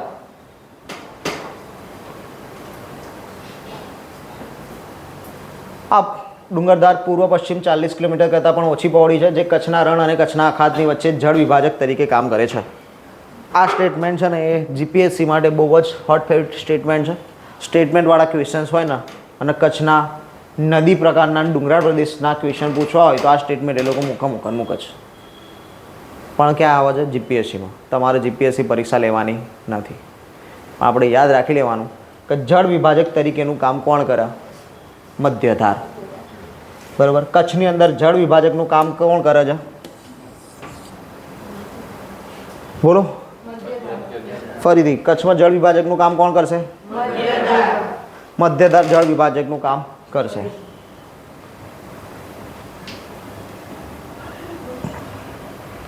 ભુજિયા ડુંગર પર ભુજિયો કિલ્લો આવેલો છે. ભુજિયો ડુંગર આવેલો છે, એના ઉપર ભુજિયો કિલ્લો છે. બીજા ડુંગરોની વાત અહીંયા આપણે બાકી બધા ડુંગરો જોઈ લીધા. ઉમિયા, જુરા, વરા, રત્નાલ, હબલ અથવા તો હાબો ડુંગર, લીલીયો, ભુજિયો, ધીણોધર ડુંગર, આ બધા ડુંગરો જ છે. મધ્યધારના ડુંગરો પૂરા થયા. હવે આવશે દક્ષિણ ધાર. કચ્છની મુખ્ય ભૂમિની વચ્ચે થઈને જતી ધારને દક્ષિણ ધાર કહેવાય. સ્પષ્ટતા કરી છે. કઈ ભૂમિ ભાગ? કચ્છની મુખ્ય ભૂમિ. બરાબર. એટલે તમે એવું કહી શકો કે કચ્છનો અડધો જ વિસ્તાર છે. એ અડધા વિસ્તારમાં ઉપરની બાજુએ 3 ધાર આવેલી છે, નીચેની બાજુ આવેલી નથી. કેમ? કે નીચે શું આવેલું છે? કંઠીનું મેદાન. આકૃતિમાં બતાવ્યું હતું ને, નીચે આખો ભાગ હતો કંઠીના મેદાનનો. તો નીચે આખું કંઠીનું મેદાન છે, એની ઉપરનો જે ભાગ રહી ગયો હતો એ ભાગમાં આપણી આ 3 ધાર છે, ઉત્તર, મધ્ય અને દક્ષિણ. તો હવે કચ્છની આકૃતિ સેટ કરો તો સેટ થઈ જાય. ઉપર 3 પર્વતમાળાઓ, નીચે કંઠીનું મેદાન, આ બાજુ બંનેનું ઘાસનું મેદાન અને આ બાજુ કચ્છનું નાનું રણ. ચલો હા. દક્ષિણ ધાર કહેવાય છે જે મધ્યધારથી 24 કિલોમીટર દક્ષિણે આવેલી છે. મધ્યધારથી નીચે છે 24 કિલોમીટર. પાનંદ્રો અને માતાના મઢ પાસેથી શરૂ થાય. ક્યાંથી શરૂ થાય છે? પાનંદ્રો અથવા તો માતાનો મઢ. આ જગ્યાએથી સ્ટાર્ટ થાય. પૂરી ક્યાં થાય? રોહા, અંજાર. 2 જગ્યા આપી તમને હવે જો. એક તો પાનંદ્રો, માતાનો મઢ. ક્યાં આવેલું છે? લખપત. પૂરી ક્યાં થાય છે? રોહા, નખત્રાણા અથવા તો અંજાર. તો તમને પરીક્ષામાં પૂછાય કે ભાઈ ક્યાંથી ક્યાં સુધી, તમે એવું લખી શકો કે ભાઈ લખપતથી અંજાર, લખપતથી નખત્રાણા. 2 વસ્તુ સાચી છે, ખોટી નથી. પરીક્ષામાં ખાસ પૂછાશે તો એવી રીતે જ પૂછાશે કે લખપતથી અંજાર. પરીક્ષામાં લખપતથી અંજાર જ પૂછાશે. ચલો આ યાદ રાખજો. લખપતથી અંજાર સુધી કઈ ધાર આવેલી છે? દક્ષિણ ધાર. સ્થળ પૂછે તો પાનંદ્રો અથવા તો માતાના મઢથી લઈને રોહા અથવા તો અંજાર સુધી. પાનંદ્રોની વાત કરીએ તો ગુજરાતની સૌથી મોટી લિગ્નાઇટ કોલસાની ખાણ છે પાનંદ્રો. કયા કોલસાની? કોલસાના કુલ કેટલા પ્રકાર હોય? 4 પ્રકાર હોય. બરાબર છે. 4 અલગ અલગ ક્વોલિટી વાઇઝ એના 4 પ્રકાર પાડેલા છે. પહેલો પ્રકાર કયો આવો? એન્થ્રેસાઇટ. ચલો અહીંયા થોડુંક લખી દઈએ આપણે. 4 પ્રકાર.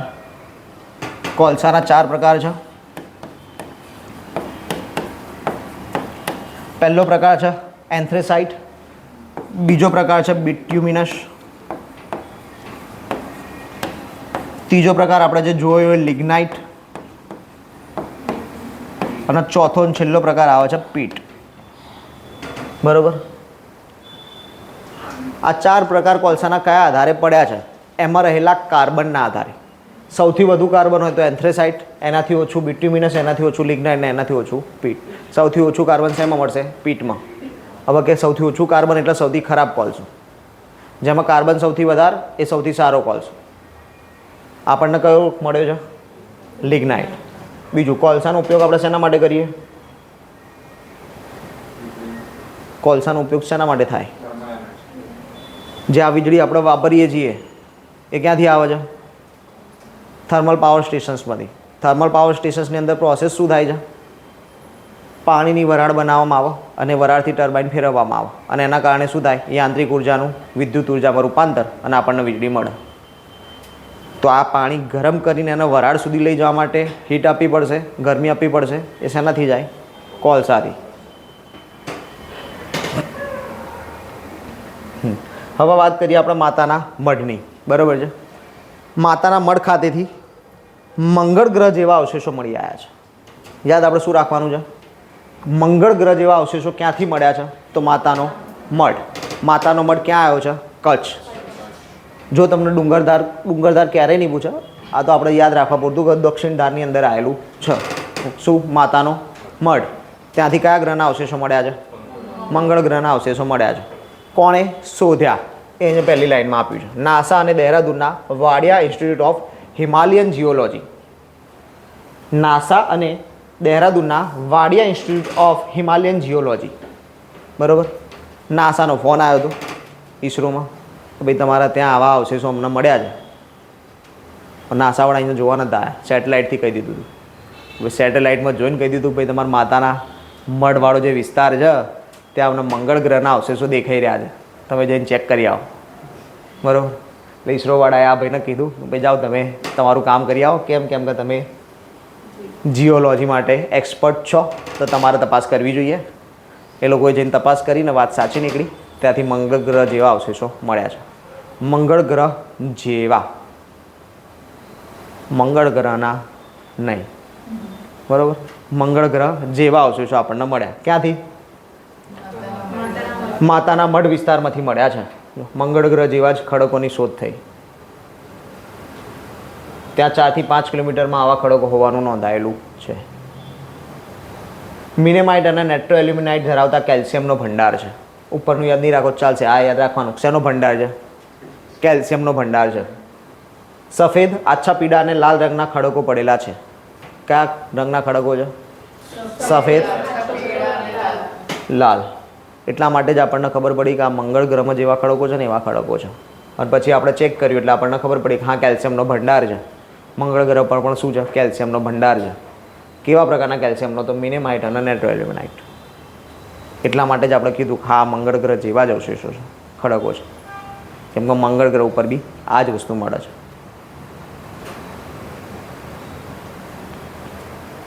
માતાનો મઢ જાડેજાઓના કુળદેવી માતા આશાપુરા દેવીનું સ્થાનક છે. કોનું સ્થાનક છે? આશાપુરા દેવીનું સ્થાનક છે. કોના માતાજી છે? જાડેજાઓના કુળદેવી. બરાબર. આપણે યાદ એવું રાખવાનું કે રવિન્દ્રસિંહ જાડેજા વર્લ્ડ કપ જીતીને આવશે ક્યાં જશે? માતાના મઢ. કયા માતાજી મળવા? એટલે આપણને યાદ રહી જાય કે ભાઈ જાડેજાઓના કુળદેવી છે. આવું બધું બહુ અલગ અલગ યાદ નહીં રાખવાનું. એમ આપણે કોઈ નામ મેચ થતું હોય ને આડોશ પડોશમાં આ તે આ નહીં રહેવાનું. ભલે ના એ ભાઈમાં કોઈ વૈજ્ઞાનિકના ગુણ ના હોય પણ વૈજ્ઞાનિકનું નામ હોય તો આ જ વૈજ્ઞાનિક છે. બરાબર. આને જ શોધ કરી હતી. યાદ જલ્દી રહેશે. એમ તમને યાદ જલ્દી રહી જશે. ચલો.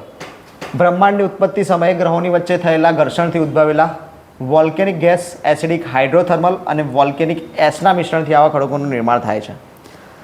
શું છે આ બધું? તો હું તમને થોડું સમજાવતો જાઉં તો તમને ખબર પડશે. પહેલાં તો આપણે જ્વાળામુખીને વાત કરીએ. આ બ્રહ્માંડની વાત ભૂલી જાઓ. આપણે વાત શેની કરીશું? જ્વાળામુખીની. જ્વાળામુખી ફાટે ત્યારે શું આવે? ગેસ બહાર નીકળે. વોલ્કેનિક એટલે શું? જ્વાળામુખીની ગેસ. વોલ્કેનિક ગેસ એટલે જ્વાળામુખીમાંથી નીકળતી ગેસ. ગેસ એટલે બધા અલગ અલગ પ્રકારના વાયુ હોય. આ જે ધડાકો થાય ને, જે જ્વાળામુખીના લાવા ઊંચો ઉછળે, એનું કારણ શું હોય? ગેસ. ગેસ કેવો હોય? હલકો. એટલે એ શું થાય? હવામાં ઉપર ચડે. ઉપર ચડે એક ઝાટકા સાથે. ત્યારે ઝાટકા સાથે ઉપર ચડે ત્યારે શું કરે? જે લાવા હોય એને જોડે લઈને ખેંચીને ચડે. હવે લાવા કેવો છે? ભારે. એટલે એ પાછો જમીન પર પડશે. ગેસ ઉપર હવામાં જતી રહેશે. બીજું એસિડિક હાઇડ્રોથર્મલ. એસિડિક હાઇડ્રોથર્મલ જે છે લાવા પથરાય છે આખે આખો એ વસ્તુ. અને વોલ્કેનિક એસ. વોલ્કેનિક એસ એટલે જે રજકણ ઉડે છે. ઘણી વખત તમે ન્યૂઝપેપરો જોયા છે ને તો એમાં આવેલું હશે કે ઇન્ડોનેશિયાની અંદર આ જ્વાળામુખી ફાટવાથી લોકોના ઘરની બહાર 2 દિવસ સુધી ના નીકળવા માટે એલાન કરવામાં આવ્યું છે. 2 દિવસ પછી બી ઘરની બહાર નીકળો તો માસ્ક કમ્પલસરી કરેલું છે. તો આ શું છે? વોલ્કેનિક એસ. રાખની જે રાખ હોય ને, આપણે કંઈક વસ્તુ બાળ્યું, લાકડું બાળીએ છીએ તો એની રખ્યા થઈ જાય છે, રાખ થઈ જાય. એ જ રાખ છે. એ રાખ ઉડીને આખા વાતાવરણમાં ફેલાઈ ગઈ હોય. તમે બહાર નીકળો ને તો બધું રાખ જ દેખાય તમને. તમે ચાલીને ઘેર આવો ને તો કપડાં ખંખેરવા પડે રાખથી. રાખ ચોટેલી હોય આખા બોડી ઉપર. આવી સિચ્યુએશન હોય તો એ છે વોલ્કેનિક એસ. આ બધાનું મિશ્રણ થવાથી આ ખડકો બનેલા છે. કયા? શેની વાત ચાલતી હતી આપણે? કયા ખડકોની? કયા પર્વતમાં હતા? દક્ષિણ પર્વતધાર. બરાબર. ક્યારે રચાઈ હતી? આ પર્વતધાર રચાઈ ક્યારે છે? તો બ્રહ્માંડની ઉત્પત્તિ સમયે ગ્રહોની વચ્ચે થયેલા ઘર્ષણથી. આપણે જ્વાળામુખીની વાત કરી, જ્વાળામુખીના કારણે જે ઉદ્ભવ છે ને એ જ આ જે તે સમયે ગ્રહોના અથડામણના કારણે ઉદ્ભવેલું અને એના કારણે આ વસ્તુઓની રચના થઈ છે. પૂર્વમાં વાગડની ટેકરીઓ આવેલી છે. શેની ટેકરીઓ? વાગડની ટેકરીઓ આવેલી છે. તેમાં આશરે 82 મીટર ઊંચો એવો અધોઈની ટેકરીઓ મુખ્ય છે. અધોઈની ટેકરીઓ ક્યાં આવેલી છે? કચ્છ. વાગડની ટેકરીઓ ક્યાં આવેલી છે? કચ્છ. તમને એવું સ્પેસિફિક અત્યાર સુધી ક્યારેય પૂછ્યું નથી, પૂછવાની શક્યતા નથી. અધોઈની ટેકરીઓ કઈ ધારમાં આવેલી છે એવું નહીં પૂછે. ક્યાં આવેલી છે? કચ્છમાં આવેલી છે. પૂરું. ગરદાની ટેકરીઓ ક્યાં આવેલી છે? કચ્છમાં આવેલી છે. વાગડના મેદાનોમાં કંથકોટના ડુંગરો આવેલા છે. કંથકોટમાં કોણ સંધાયું હતું? ભીમદેવ પ્રથમ. કયા સમયે? મોહમ્મદ ગઝનવીના આક્રમણ સમયે. ક્યારે કર્યું હતું આક્રમણ? ઈસવીસન 1026. મોહમ્મદ ગઝનવીએ જ્યારે પાટણ અને સોમનાથ પર ચડાઈ કરી ત્યારે રાજા ભીમદેવ પ્રથમે કંથકોટના ડુંગર અને કંથકોટના કિલ્લામાં આશ્રય લીધો હતો. કચ્છના દક્ષિણ અને પશ્ચિમ ભાગમાં 30 મીટર ઊંચાઈની ઘેડી પાદરની નીચી ટેકરીઓ આવેલી છે. ફરીથી ઘેડી પાદરની ટેકરીઓ ક્યાં આવેલી છે? કચ્છમાં. આપણે આ રીતે યાદ રાખવાનું છે. બહુ ડિટેલ જો ડિટેલ શેમ હતી? એક તો કાળો ડુંગર, બીજો આવ્યો ધીણોધર ડુંગર. આ સિવાય તમે કોઈ ડિટેલ જોઈ કોઈ ડુંગરોમાં? ખાસ એક માતાના મઢમાં જોઈએ આપણે થોડી ઘણી. એ સિવાય ક્યાંય કોઈ ડુંગરોમાં તમે વિશેષતા જોવો છો? કંઈ કન્ટેન્ટ જોવો છો? ના. બસ ખાલી યાદ જ રાખવાના છે. ભેકરદાની ટેકરી ક્યાં આવી? અધોઈની ટેકરી ક્યાં આવી? ઘેડી પાદરની ટેકરી ક્યાં આવી? બસ આવું યાદ જ રાખવાનું છે. ક્લિયર? તો ઘેડી પાદરની ટેકરીઓ પણ ક્યાં આવશે? કચ્છ. એમાં શું છે? તો ચૂનાના ખડકો અને તળો, પરવાળાનો થર. પરવાળા આપણે જોઈ લીધું છે, બરાબર. પરવાળા આખું સમજાવી દઉં. પરવાળાના થર બી ત્યાં મળી આવે છે. સાંકડી થતી જાય બધું યાદ નહીં રાખો ચાલશે. હા. હવે કચ્છમાંથી કઈ કઈ ખનિજો મળે છે? બધા ડુંગરો મળ્યા તો ખનિજો કઈ કઈ આવશે? આપણે ખનિજોનો આખો અલગથી એક લેક્ચર થશે. અહીંયા આવી છે તો જોઈએ છીએ ખાલી. ચૂનાનો પથ્થર, લિગ્નાઇટ, કોલસો, બેન્ટોનાઇટ, ક્વાર્ટ્ઝ, બોક્સાઇટ, ચોક, ચિરોડી, સિલિકા સેન્ટ. આ બધી જ વસ્તુ ક્યાંથી મળે છે? કચ્છના ડુંગર પ્રદેશોમાંથી મળી આવે છે. આ બધું જ ખનિજોમાં આવશે. હવે આપણે સ્ટાર્ટ કરીએ સૌરાષ્ટ્રનો ડુંગરાળ પ્રદેશ. બરાબર. આપણો સૌરાષ્ટ્રનો ડુંગરાળ પ્રદેશ, કચ્છનો ડુંગરાળ પ્રદેશ આપણે જોઈ લીધો. ફરીથી એક ફાસ્ટ રિવિઝન કરી લઈએ ખાલી. પહેલું સ્ટાર્ટિંગની અંદર આપણે પહેલાં જોયું હતું પર્વતોના બે ભાગ, એક ભૂસંદર્ભિક, બીજા અવશિષ્ટ. ભૂસંદર્ભિકના 4 ભાગ. એક પહેલો ઘેડ પર્વત. ઘેડ પર્વતનું ઉદાહરણ શું? હિમાલય. સૌથી જૂનો કયો હતો? સૌથી નવો કયો? હિમાલય. બીજું ખંડ પર્વત. ખંડ પર્વતનું ઉદાહરણ કયું? સાતપુડા પર્વત શ્રેણી. ત્રીજો કયો હતો? જ્વાળામુખી, ગુમ્મટાકાર. અને ચોથો જ્વાળામુખી. 4 પર્વત થયા. એક ઘેડીકરણનો ઘેડ પર્વત, બીજો ખંડ પર્વત, ત્રીજો ગુમ્મટાકાર અને ચોથો જ્વાળામુખી. આ 4 શેમાં આવ્યા? ભૂસંચલનમાં આવ્યા. બરાબર. ભૂગર્ભિક. બરાબર. અને બીજો જે પ્રકાર હતો અવશિષ્ટ અથવા તો શેષ પર્વત. એ શેષ પર્વતના ઉદાહરણ કયા કયા હતા? વિંધ્યાચલ પર્વત શ્રેણી. બરાબર. વિંધ્યાચલ પર્વત શ્રેણી શેમાં આવશે? શેષ પર્વતોમાં આવશે. પૂર્વ ઘાટ અને પશ્ચિમ ઘાટ. આ સિવાય હવે એ પછી આપણે જોયું તો ગુજરાતનો ડુંગરાળ પ્રદેશ સ્ટાર્ટ કર્યો. એમાં પહેલાં જોયો કચ્છનો ડુંગરાળ પ્રદેશ. કચ્છના ડુંગરાળ પ્રદેશમાં 3 ધાર આવી: ઉત્તર, મધ્ય અને દક્ષિણ.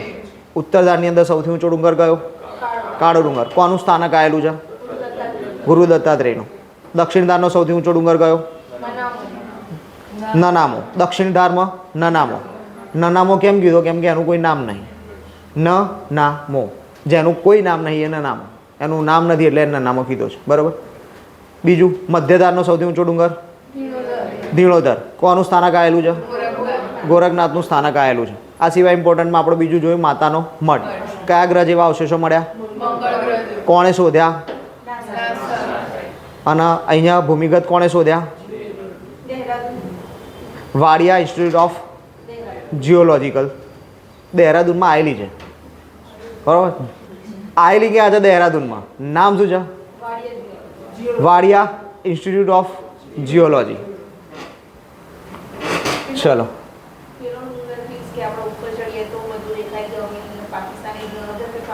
કાળો ડુંગર. એ કાળા ડુંગર પરથી જોઈ શકાય. કાળા ડુંગરને સૌથી ઉપરની ટોચે તમે જતા રહો ને તો ત્યાંથી તમને પાકિસ્તાનની બોર્ડર દેખાય. આમ સ્પષ્ટપણે સરહદ આપણે બાંધી છે એ સરહદ દેખાય. દેખાય કે આની પાછળ જઈએ તો પાકિસ્તાન આવે ને આની આ બાજુ આપણે ભારત છે. બરાબર. ચલો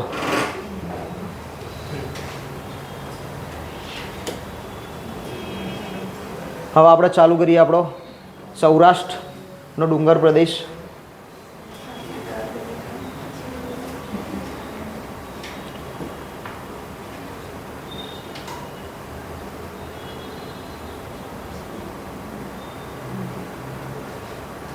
દક્ષિણધાર ખનીજો. હા, સૌરાષ્ટ્રનો ડુંગરાળ પ્રદેશ. પાછળ દેખાય છે, વંચાય છે બધા? ઓકે. સૌરાષ્ટ્રનો ડુંગરાળ પ્રદેશ. સૌરાષ્ટ્ર નહીં દેખાતું? હાય હાય હાય હાય. કઈ નહીં, આપણે એવું હોય ને તો આ બાજુ બેસીજો ખાલી, આ બાજુ બેસજો કાલથી. હવે આજે બેસી જવું હોય તો બેસી જાઓ. શ્યોર. તમે આગળ બેસજો આ બાજુ ખાલી.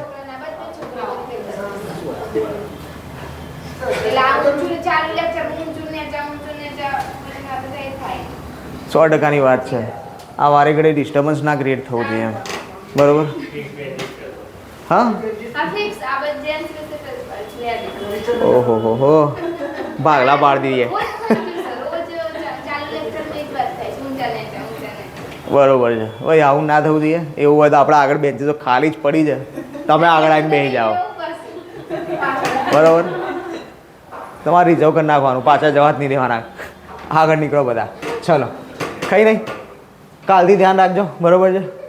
આગળ આ રીતે એડજસ્ટ થઈને બેસી જજો બધા.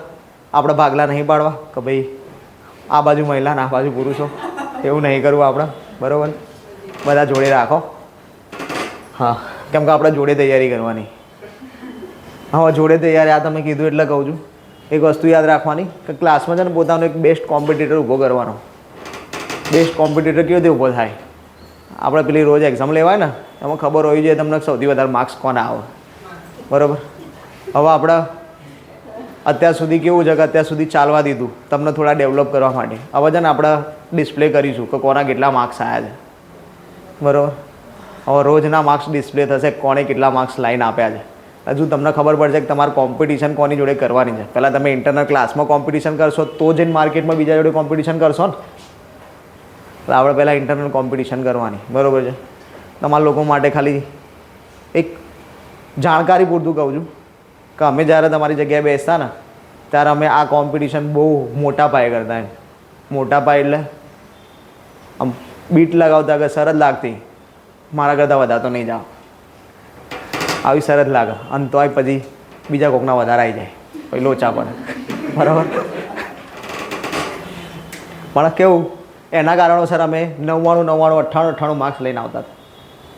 100 માર્ક્સનું પેપર હોય ને તો 99, 98 તો હોય જ. કેમ કે પેપર તો ફૂટી જ ગયું હોય. હવે તમને કહી દીધું કે આ 10 પેજમાંથી જ પેપર પૂછવાનું છે તો પેપર ફોડી જ નાખ્યું ને. ફૂટેલા પેપરમાંથી ક્વેશ્ચન હોય તો પૂરા જ માર્ક્સ આવે ને.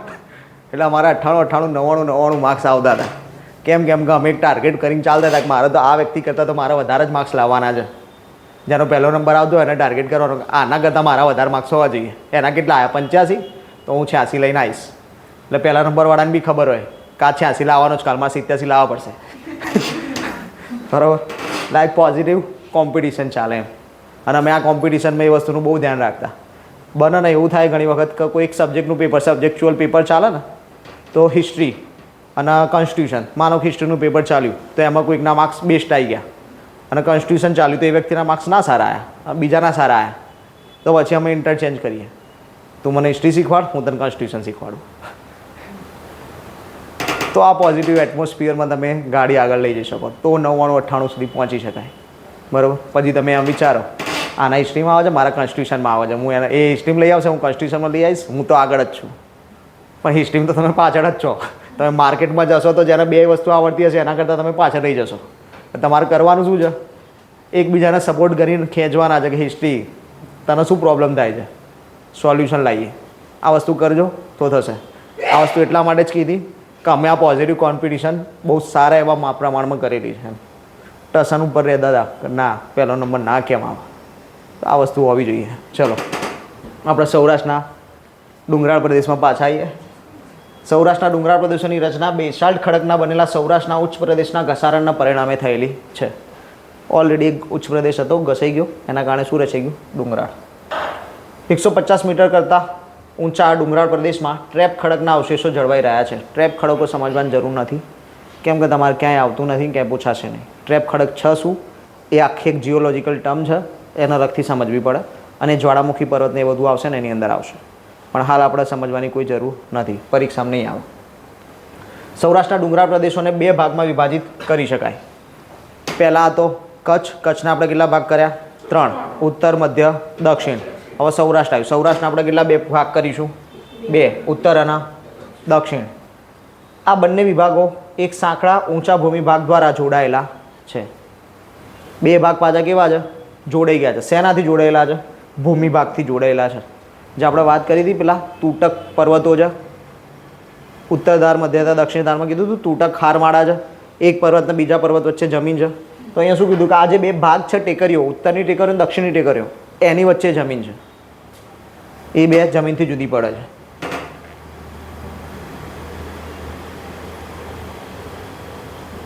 ભાદર અને શેત્રુંજી જળ પરિવહન માટે જળ વિભાજકનું કામ. બરોબર. હવે કચ્છની અંદર જળ વિભાજકનું કામ કોણે કર્યું? મધ્યધારે. સૌરાષ્ટ્રમાં જળ વિભાજકનું કામ કોણ કરશે? ભાદર અને શેત્રુંજી બેસિન જળ વિભાજકનું કામ કરશે. ક્યાં? સૌરાષ્ટ્રમાં. કચ્છની અંદર કોણે કર્યું છે? મધ્યધારે. ઉત્તરની ટેકરીઓની વાત કરીએ. ઉત્તરના ડુંગરોમાં બરડો, ચોટીલા. ક્યાં આવ્યો ચોટીલા? કયા માતાજી? કંડોલા અને ગોપ જેવી જાણીતી ટેકરીઓ આવેલી છે. કઈ ધારમાં? ઉત્તરની ધારમાં, ઉત્તરના ડુંગરોમાં. આમ ઉત્તરની ટેકરીઓ ઉત્તર પૂર્વથી દક્ષિણ પશ્ચિમ તરફ આશરે 240 કિલોમીટરમાં વિસ્તરેલી છે.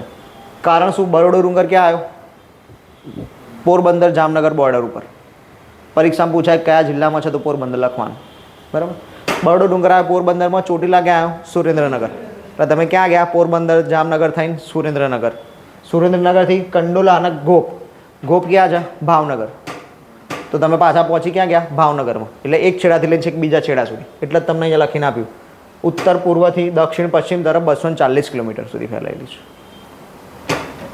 પહેલી ટેકરીઓ એની અંદર આવશે માંડવની ટેકરીઓ. માંડવની ટેકરીઓ પૂર્વમાં સુરેન્દ્રનગરના ભાડલાથી પશ્ચિમમાં રાજકોટના આનંદપુર સુધી વિસ્તરેલી છે. ક્યાંથી ક્યાં સુધી છે? તો સુરેન્દ્રનગરનું કયું સ્થળ છે? ભાડલા. અને રાજકોટનું આનંદપુર. આ ભાડલાથી લઈને આનંદપુર સુધી કઈ ટેકરીઓ આવેલી છે? માંડવની ટેકરીઓ આવેલી છે.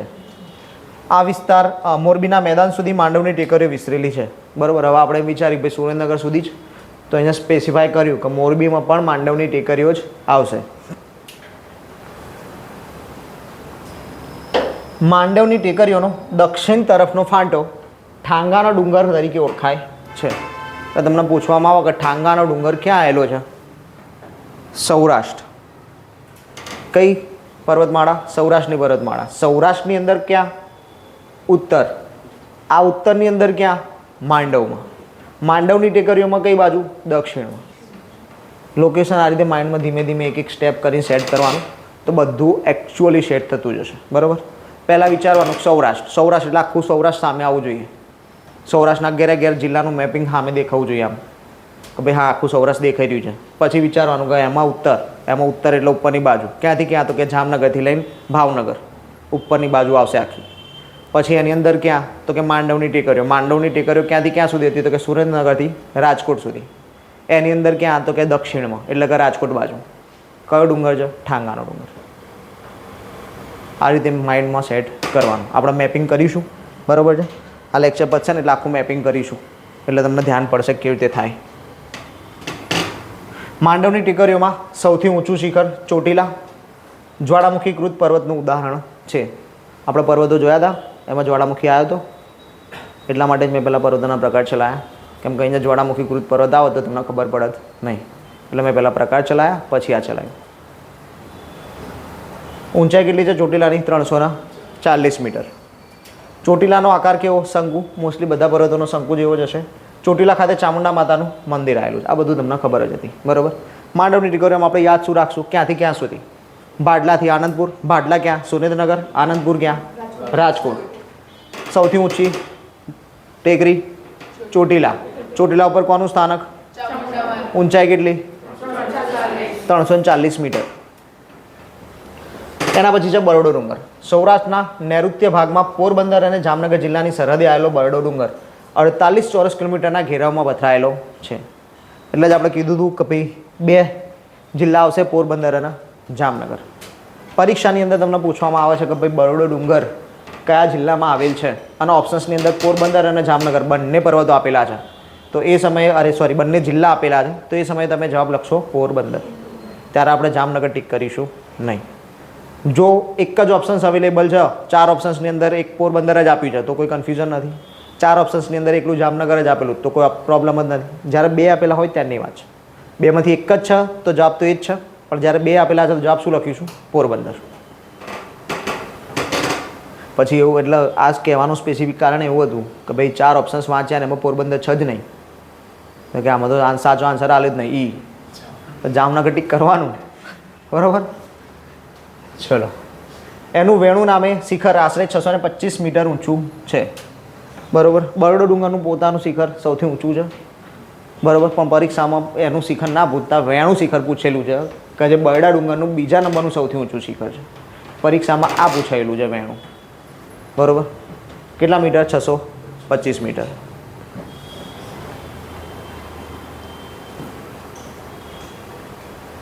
બરડાની ટેકરીઓ ગોળ મથાળાવાળી છે. ગોળ મથાળાવાળી ટેકરીઓ છે શેની? બરડા ડુંગરની. શંકુ આકાર માંડવની ટેકરીઓ. બરડાની ટેકરીઓ ગોળ મથાળાવાળી. તેનું સૌથી ઊંચું શિખર આબપરા. મેં કીધું વેણુ છે તો બીજા નંબરનું સૌથી ઊંચું શિખર છે, પણ પરીક્ષામાં વેણુ પૂછાયેલું છે, બરાબર. કે વેણુ શિખર કઈ પર્વત શ્રેણીમાં આવેલું છે? તો બરડો પર્વત શ્રેણીમાં. બરડાની સૌથી ઊંચું પર્વત કયું છે? આબપરા. માંડવની ટેકરીનું સૌથી ઊંચું શિખર? ચોટીલા. 637 મીટર ઊંચાઈ ધરાવે છે, અને ક્યાં આવેલું છે? જામનગરમાં આવેલું છે. બરડો ડુંગર સૌથી વધુ ઔષધિક વનસ્પતિ ધરાવે છે. સૌથી વધુ વનસ્પતિ ધરાવે છે ઔષધિવાળી, એટલા માટે ઝંડુ ઋષિએ, હા અહીંયા લખ્યું છે જો, બરડો ડુંગર ઝંડુ ભટ્ટજી દ્વારા ઇજારા પર માંગવામાં આવ્યો હતો. બરડા ડુંગરના ઇજારા ઉપર. ઇજારો એટલે? ઇજારો કોને કહેવાય? ભાડે. એવું નક્કી કરી દે કે ભાઈ આ તમારી પ્રોપર્ટી છે, તમારી માલિકી છે, એ 50 વર્ષ માટે મારી, 50 વર્ષ પછી તમે પાછી લઈ લેજો. 50 વર્ષ માટે તમે રકમ કહી દો, આટલી રકમ હું તમને પે કરી દઉં. 50 વર્ષ સુધી એ જગ્યા ઉપર તમારો કોઈ હક ના લાગે. આને ઇજારો કહેવાય. ઇજારો આપી દીધો તમે, જગ્યા તમારી છે, માલિકી તમારી છે, અને તમારી જ રહેશે, પણ તમે ઇજારો સોંપી દીધો. જેટલા સમયગાળા માટે ઇજારો સોંપ્યો ને, એટલા સમયગાળા માટે તમારી જગ્યા ભૂલી જવાની. એમાંથી થતી ઉપજ, એમાંથી થતું બીજું કંઈ બી, એ બધું જ જેને ઇજારો લીધો છે ને એનું થઈ જાય. કેમ? કેમ કે એને તમને એ જગ્યાનું એટલા વર્ષનું પેમેન્ટ ચૂકવી દીધું છે. ભાડું અને ઇજારો બેમાં અલગ છે, બરાબર. તમે ભાડે કંઈક વસ્તુ લો છો, તમારી માલિકી છે, તમે ભાડે લીધી છે એટલે તમારો હક છે, પણ પેલા વ્યક્તિનો હક છે તમને ગમે ત્યારે કાઢી શકે. તમને એમ કહેશે કે ભલે મેં તને 1 વર્ષ માટે ભાડા આપી દીધું, પણ તારું કામ મને યોગ્ય લાગતું નહીં, તમે હાલ 2 મહિનામાં જ ખાલી કરી આલો. આ થાય. ઇજારામાં ના થાય. ઇજારામાં કોર્ટમાં જાય બધું, બરાબર. હવે પૈસા આપ્યા જ મેં આટલા બધા, 50 વર્ષના પૈસા ચૂકવ્યા છે મેં, મને 50 વર્ષ પહેલાં કાઢી કેવી રીતે શકે? બરાબર. ચલો, એટલે યાદ રાખજો, ઝંડુ ભટ્ટજી એને માગ્યો હતો, પણ ઝંડુ ભટ્ટજીને આપવામાં આવ્યો નથી. ગાયો માટેનું ગુજરાતનું અભયારણ્ય કામધેનુ સેન્ચુરી અહીં સ્થાપનાર છે. ભારતનું સૌપ્રથમ કૃત્રિમ અભયારણ્ય એટલે કામધેનુ સેન્ચુરી, કામધેનુ અભયારણ્ય. કેમ કૃત્રિમ અભયારણ્ય શબ્દ વપરાયો? કેમ કે અભયારણ્ય ક્યારેય કૃત્રિમ હોતા નથી. એ જંગલ વિસ્તાર હોય, કુદરતી વિસ્તાર હોય, એમાં આપણે એરિયા ફિક્સ કરીએ કે આટલાથી આટલો એરિયા એ અભયારણ્ય કહેવાશે. ક્યારે? કે જ્યારે ઓલરેડી એક એટમોસ્ફિયર, એક નેચર હતું, જંગલો હતા, ત્યાં જ આપણે અભયારણ્ય જાહેર કરી દીધો. અહીંયા શેની વાત કરી છે? ગાયોની. જંગલમાં ગાયો છે, ગાયો માટે કોઈ જ અભયારણ્ય ક્યાંય હોતા નથી. કેમ? કેમ કે જંગલમાં જંગલી પ્રાણીઓ વધારો, ગાયો વધારો હોય નહીં. તો ગાયો માટે આપણે ગાયના આપણે માતા સમાન માનીએ છીએ. ઉત્તરાખંડે તો એનો દરજ્જો આપી દીધો હતો, બરાબર. એટલે આપણે અહીંયા એમના માટે અભયારણ્ય જાતે પોતે કૃત્રિમ અભયારણ્ય ઊભું કરીએ છીએ કે જ્યાં ગાયો વસવાટ કરશે. કઈ જગ્યાએ? પોરબંદર. કયું અભયારણ્ય છે? કામધેનુ અભયારણ્ય. તેનાથી પૂર્વમાં આવેલ અલેકની ટેકરીઓ, બરાબર, જામનગરની અંદર બરડા ડુંગરની પૂર્વમાં અલેકની ટેકરીઓ આવેલી છે. ક્લિયર? અલેકની ટેકરીઓ ક્યાં છે? જામનગરમાં. હવે ઉત્તરની ટેકરીઓ પૂરી. ઉત્તરની ટેકરીઓ બે જોઈ, એક માંડવ, બીજી બરડો. માંડવની ટેકરીનું સૌથી ઊંચું શિખર અને બરડાનું સૌથી ઊંચું શિખર આપપરા. દક્ષિણની ટેકરીઓ પશ્ચિમમાં માંગરોળ પાસેથી શરૂ થાય છે. ક્યાંથી શરૂ થાય? માંગરોળ ખાતેથી. પૂર્વ તરફ છેક ભાવનગર સુધી વિસ્તરેલી છે. આગળ બી જોયું હતું, ગોપની ટેકરીઓ આવી હતી ભાવનગર.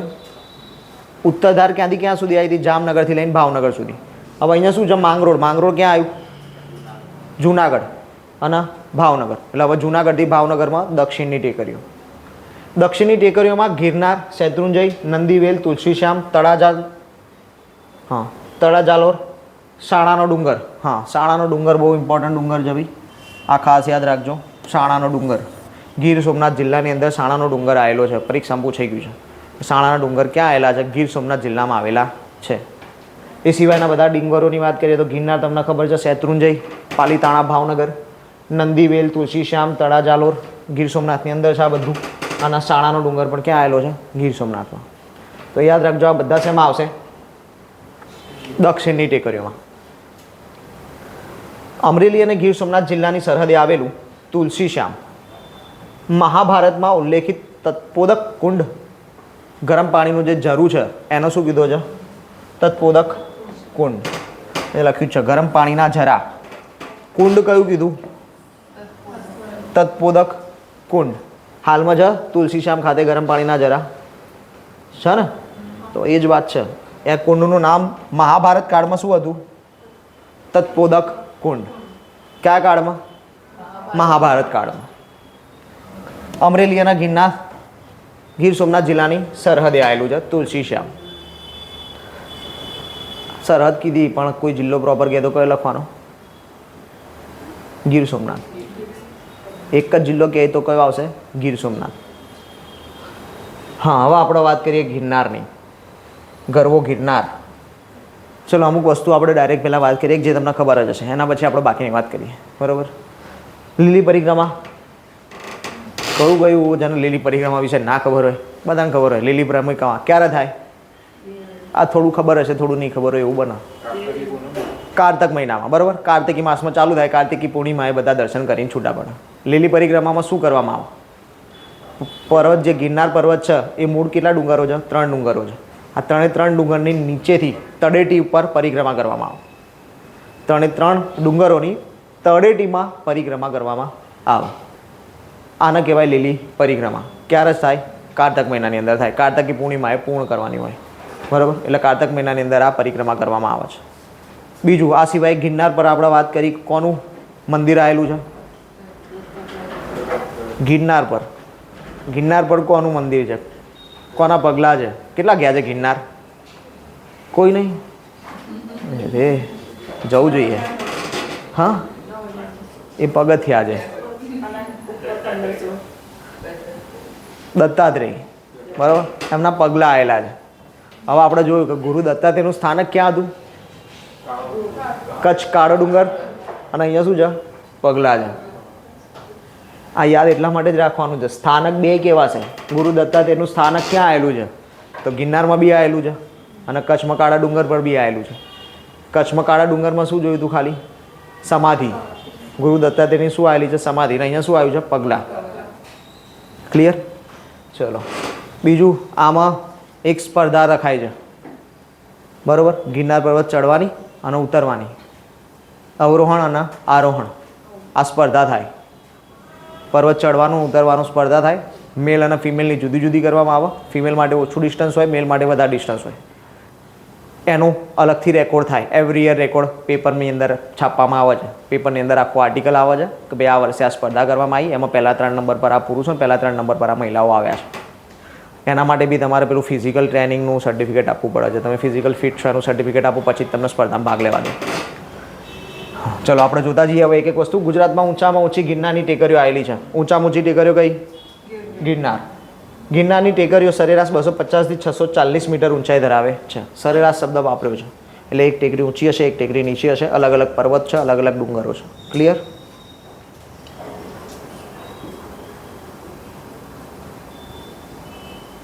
ગિરનાર ડાયોરાઇટ અને મેન્ઝોનાઇટના અગ્નિકૃત ખડકોનો ગુંબજ આકારે વિસ્તરેલો ડુંગર છે. ગુંબજ આકાર કેવો છે? બસ બીજું ખાસ યાદ ના રાખતા. ડુંગરની ગિરનાર ટેકરીઓમાં ગુજરાતનું સૌથી ઊંચું શિખર ગોરખનાથનું શિખર. સૌથી ઊંચું શિખર કયું? ઊંચાઈ કેટલી? 1117 1117 મીટર ઊંચાઈ છે. કેટલી? 1117. ફરી તમારે બોલવાનું છે. કેટલી ઊંચાઈ છે? 1117. એકમ કયો આવશે? મીટર. સૌથી ઊંચું શિખર કયું છે? ગિરનાર. એટલે એ જ ગોરખનાથ ગિરનાર.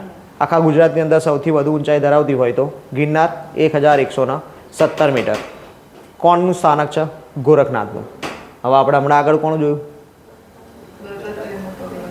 દત્તાત્રેયના પગલા. અને અહીંયા ગોરખનાથ પાછા આવી ગયા. એટલા માટે જ પેલી વખતે બહુ મગજમાં બે હાડાવડાવ્યું હતું. બરાબર. કાળા ડુંગર પર કોણ આવશે? દક્ષિણોત્તર પર અને કાળા ડુંગરમાં બે ભેગા. નહીં પૂછે તમારે ખાલી એ જ રાખવાનું કે શિખર કયું છે તો ગોરખનાથનું શિખર છે અને ઊંચાઈ કેટલી છે તો 1117 મીટર ઊંચાઈ છે. દત્તાત્રેયના પગલાં યાદ ના રાખતા ચાલશે, કેમ કે પૂછાશે બી નહીં, એની ગેરંટી છે. ચલો, ગિરનારની ટેકરીઓમાં બીજા ઊંચા શિખરોમાં અંબાજી, દત્તાત્રેય, કાળકા આવ્યું, દત્તાત્રેય, કાળકા, દાતાર અને અઘોરના શિખરો આવેલા છે. અઘોરના શિખરો ક્યાં છે? ગિરનારમાં, એટલે કે સૌરાષ્ટ્રની અંદર તમને જોવા મળશે. અઘોડ, ગિરનાર, જુનાગઢ જિલ્લો લાગે. જિલ્લો કયો લાગે? જુનાગઢ. એ સિવાયના જે શિખરો છે એની અંદર અંબાજી, દત્તાત્રેય, કાળકા, દાતાર આ બધા શિખરો આવેલા છે. દત્તાત્રેય શિખર પર દત્તાત્રેયના પગલાં, ગોરખનાથની સમાધિ, સૌથી ઊંચું શિખર 1117 મીટર. આ ડુંગરાળ પ્રદેશ ઉત્તર પૂર્વ તરફ જતી હાર આગળ જતા શેત્રુંજયનો ડુંગર. જો ગિરનારની વાત અહીંયા પૂરી થઈ ગઈ. ગિરનારની વાત પૂરી કેમ થઈ ગઈ? એટલામાં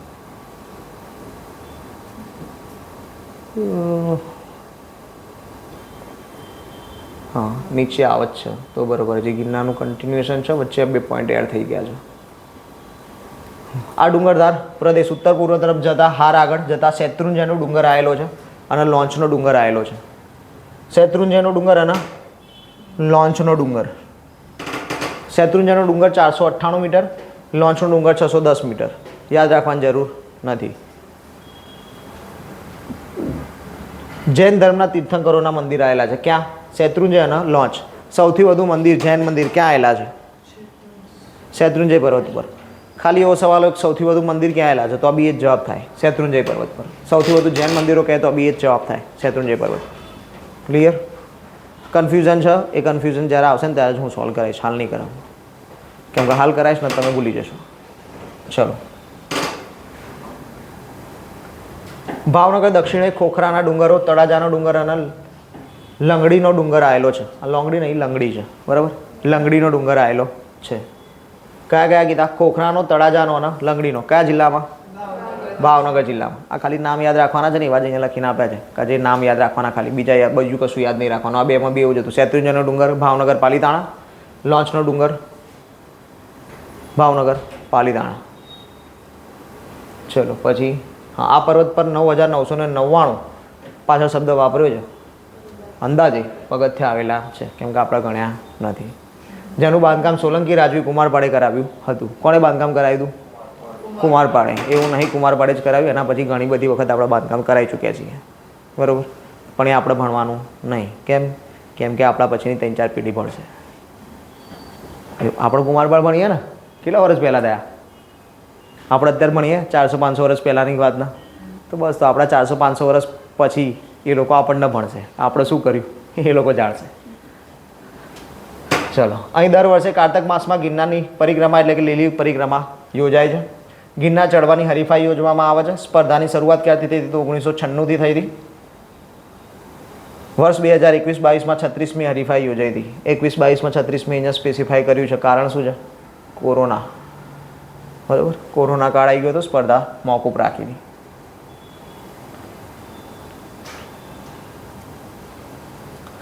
બે 2014-15થી સ્પર્ધાઓના અલગ અલગ નામ આપ્યા. એમાં પહેલું આપ્યું સિંગલ માઉન્ટેન એસેન્ટ ઇવેન્ટ. 2020-21 કોરોનાના લીધે બંધ રહી હતી. 21-22માં થઈ હતી 36મી, પછી પાછી કન્ટિન્યુ થઈ. જુનિયર ભાઈઓને અંબાજી મંદિર 5500 પગથિયા સુધી અને બહેનોએ 2200 પગથિયા સુધી માળીની પરબ સુધી જવાનું હોય, ત્યાંથી પરત આવવાનું હોય. સ્પર્ધાનો રેકોર્ડ જોઈએ તો ભાઈઓમાં કાનજી ભાલિયા 55.33 મિનિટ. બરાબર, 55 મિનિટમાં ભાઈ અંબાજી સુધી જઈને, મતલબ ગિરનારમાં અંબાજી સુધી જઈને પાછા આવેલા છે અંબાજી મંદિરેથી. બહેનોની અંદર વાત કરીએ તો ગાયત્રી ભેંસાણિયા 34 મિનિટના 14 સેકન્ડની અંદર એ માળી પરબ સુધી જઈને પાછા આવેલા છે. હવે તમે ગિરનાર જાઓ ને ત્યારે તમને ખબર પડે કે માળી પરબ ચડતા કેટલો ટાઈમ થાય, અંબાજી ચડતા કેટલો ટાઈમ થાય, દત્તાત્રેય પહોંચતા કેટલો ટાઈમ થાય, બધી જ વસ્તુ ત્યારે તમે ગિરનાર જશો ત્યારે તમને ખબર પડશે. અને જાઓ તો એક સજેશન છે કે તમે આમે કોન્સ્ટેબલની તૈયારી કરવાવાળા માણસો છો તો પછી પેલું રોપવેનો સહારો લેવાનો નહીં, ચડવાનું. બરાબર, બેસ્ટ વસ્તુ છે. રોપવે કોના માટે છે કે જેનાથી તકલીફ આવી ઉંમર પૂરી થઈ ગઈ છે એમને ચડવા દો રોપવેમાં. આપણે હજી યંગ છીએ તો શું કામ રોપવે વાપરીએ. ચલો, મૌર્યકાળમાં ગિરનાર પર્વત ઉજ્જૈન અને જુનાગઢ શહેર ગિરિનગરના નામે ઓળખાતું હતું. આ ચલાવી દીધું હિસ્ટ્રીની અંદર. હિસ્ટ્રીની અંદર આ પોર્શન ચાલી ગયું હશે. ઉજ્જૈન નામ અને ગિરિનગર નામ બાકી છે, કંઈ નહીં. હા બરાબર, રૈવતક પર્વત એ જ આ ઉજ્જૈન રૈવતક. ગિરનાર પર્વતનું નામ રૈવતક પર્વત આપેલું છે. એ આપણા લાસ્ટ લેક્ચરમાં બી ચલાયેલું. ચલો, ગિરનારના પર્વતો પર 866 મંદિરો આવેલા છે. ગિરનાર પર કેટલા મંદિરો આવેલા છે? 866 મંદિરો આવેલા છે. પાલીતાણામાં કેટલા આવેલા છે? મેં કીધું તું હમણાં કન્ફ્યુઝન આવશે ને ત્યારે જ કહીશ. 863. કેટલા આવેલા છે પાલીતાણા ઉપર? 863. 863 મોટા કે 866 મોટા? તો સૌથી વધુ પરીક્ષામાં ક્વેશ્ચન આવ્યો કે સૌથી વધુ મંદિરો ક્યાં આવેલા છે? તો પાલીતાણા. બરાબર, મેં એટલે જ કીધું કન્ફ્યુઝન. આ વસ્તુ આપણે સનાતન સત્ય માની લેવાનું. બરાબર, આ વસ્તુમાં કંઈ જ મનમેક થતું નથી. ઓફિશિયલ સાઇટ્સ પર મેં જોયું છે, ઓફિશિયલ સાઇટ્સ પર 2 લાઇનમાં જ આપી દઉં. ઉપરની લાઇનમાં લખી દઉં પાલીતાણામાં સૌથી વધુ 863 મંદિરો આવેલા છે અને ગિરનારમાં 866 મંદિરો આવેલા છે. પરીક્ષામાં પ્રશ્ન પૂછાઈ ચૂકેલા છે કે ગુજરાતમાં સૌથી વધુ મંદિરો ક્યાં આવેલા છે? પાલીતાણા. તમને પરીક્ષા પ્રશ્ન પૂછાય, જવાબ પાલીતાણા લખવાનો. બરાબર, મેં તમને અહીંયા મારું કન્ફ્યુઝન જે હતું એ કહી દીધું છે કે અમે ડેટા સર્ચ કર્યા, ડેટા સર્ચમાં અમને આ વસ્તુ મળેલી છે.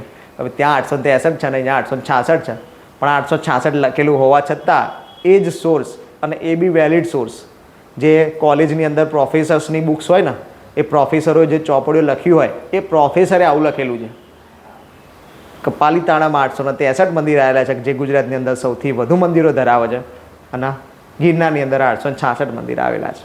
હવે એમને લખવામાં શું ભૂલ કરી એ આપણને ખબર નહીં. આપણે એમને લખીને આપી દીધું એટલે માની લેવાનું. ચલો, ફરીથી સૌથી વધુ મંદિર ક્યાં આવેલા છે?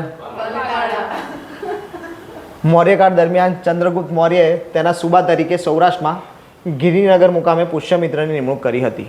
આ જ્યારે મૌર્યકાળ તમારે ચાલશે હિસ્ટ્રીની અંદર, બાકી હશે હજી તો. મૌર્યકાળ જ્યારે ચાલશે ને ત્યારે આવશે ચંદ્રગુપ્ત મૌર્ય રાજા. અને ચંદ્રગુપ્ત મૌર્ય રાજા, હવે રાજા એક કેન્દ્રની અંદર બેઠા હોય. ફોર એક્ઝામ્પલ આપણે હાલની વાત કરીએ તો નરેન્દ્ર મોદી સાહેબ દિલ્હીમાં બેઠા હોય, પણ ગુજરાત ચલાવવા માટે અલગથી સીએમ મૂક્યા. સેમ વસ્તુ અહીંયા છે. તો ભાઈ ચંદ્રગુપ્ત મૌર્ય છે એ તો કેન્દ્રમાં હશે, ભારતની અંદર હશે. ગુજરાત માટે ગિરિનગરમાં અમને કોણે મોકલ્યા હતા? પુષ્યમિત્રને મોકલ્યા હતા. પુષ્યમિત્ર શૃંગ. શૃંગ અલગ છે અને આ અલગ છે. પુષ્યમિત્રની નિમણૂક કરેલી હતી, જેણે સુદર્શન જળાશયનું નિર્માણ કરાયું. કયું તળાવ બંધાયું હતું? સુદર્શન તળાવ. આ ખાસ યાદ રાખજો, પરીક્ષામાં સુદર્શન તળાવને લઈને ઘણા ક્વેશ્ચન પૂછાય છે. સુદર્શન તળાવનું નિર્માણ કોણે કરાયેલું છે? પુષ્યમિત્રએ. કયા રાજાના સમયમાં? ચંદ્રગુપ્ત મૌર્યના સમયમાં. ગુજરાતના સૌપ્રથમ જળાશય તરીકે જાણીતું છે. ગુજરાતનું સૌપ્રથમ જળાશય કયું? સુદર્શન. કોણે બંધાયું? પુષ્યમિત્રએ. કયા રાજાના સમયમાં? ગિરનારને વસ્ત્રાપત ક્ષેત્ર તરીકે પણ ઓળખવામાં આવે છે. બીજું નામ શું છે? વસ્ત્રાપત ક્ષેત્ર. ફરીથી વસ્ત્રાપત ક્ષેત્ર. બોલો. તમારા વસ્ત્રાપત ક્ષેત્ર જ બોલવાનું છે. ગિરનાર તો યાદ રહી ગયું તમને. બોલો શું નામ છે? ચલો ડન. ગિરનાર ડુંગરની તળેટી પર જમેલશા દાતારનું આસન આવેલું છે. તળેટીમાં કોણ છે? જમેલશા દાતાર. ગુરુ ગોરખનાથ દાતારનું આસન પણ આવેલું છે. ટોચ ઉપર કોણ છે? ગુરુ ગોરખનાથ. અને ગોરખનાથ સુધી જાઓ ત્યાં વચ્ચે કોણ આવે? દત્તાત્રેય. અશોકનો શિલાલેખની વાત કરીએ તો ગિરનાર પર્વત પર અશોકનો શિલાલેખ આવેલો છે. ચંદ્રગુપ્ત મૌર્યના પુત્ર બિંદુસાર, બિંદુસારના પુત્ર અશોક. બરોબર. જે રાજાઓની વંશાવલી આવે એની અંદર સૌપ્રથમ રાજા કોણ હતા? તો આગળ જે પેલા જોયા પુષ્યમિત્રના સમયમાં ચંદ્રગુપ્ત હતા, જેમના સમયમાં શું બનાવ્યું હતું? સુદર્શન તળાવ. એમના છોકરા હતા બિંદુસારના. બિંદુસારના છોકરા એટલે અશોક. અશોકે ગિરનાર ખાતે શું કર્યું? આજ્ઞાલેખ ખોદરાયો હતો. 14નો શિલાલેખ. પથ્થર ઉપર લખાણ કરેલું હોય એને કહેવાય શિલાલેખ. શિલાલેખને બધું હિસ્ટ્રીની અંદર સારી રીતે મેડમ સમજાવશે. તો એની પર કેટલી ધર્માજ્ઞા હતી? 14 ધર્માજ્ઞા કોતરાયેલી છે. કયો રાજા? અશોક. કઈ જગ્યાએ?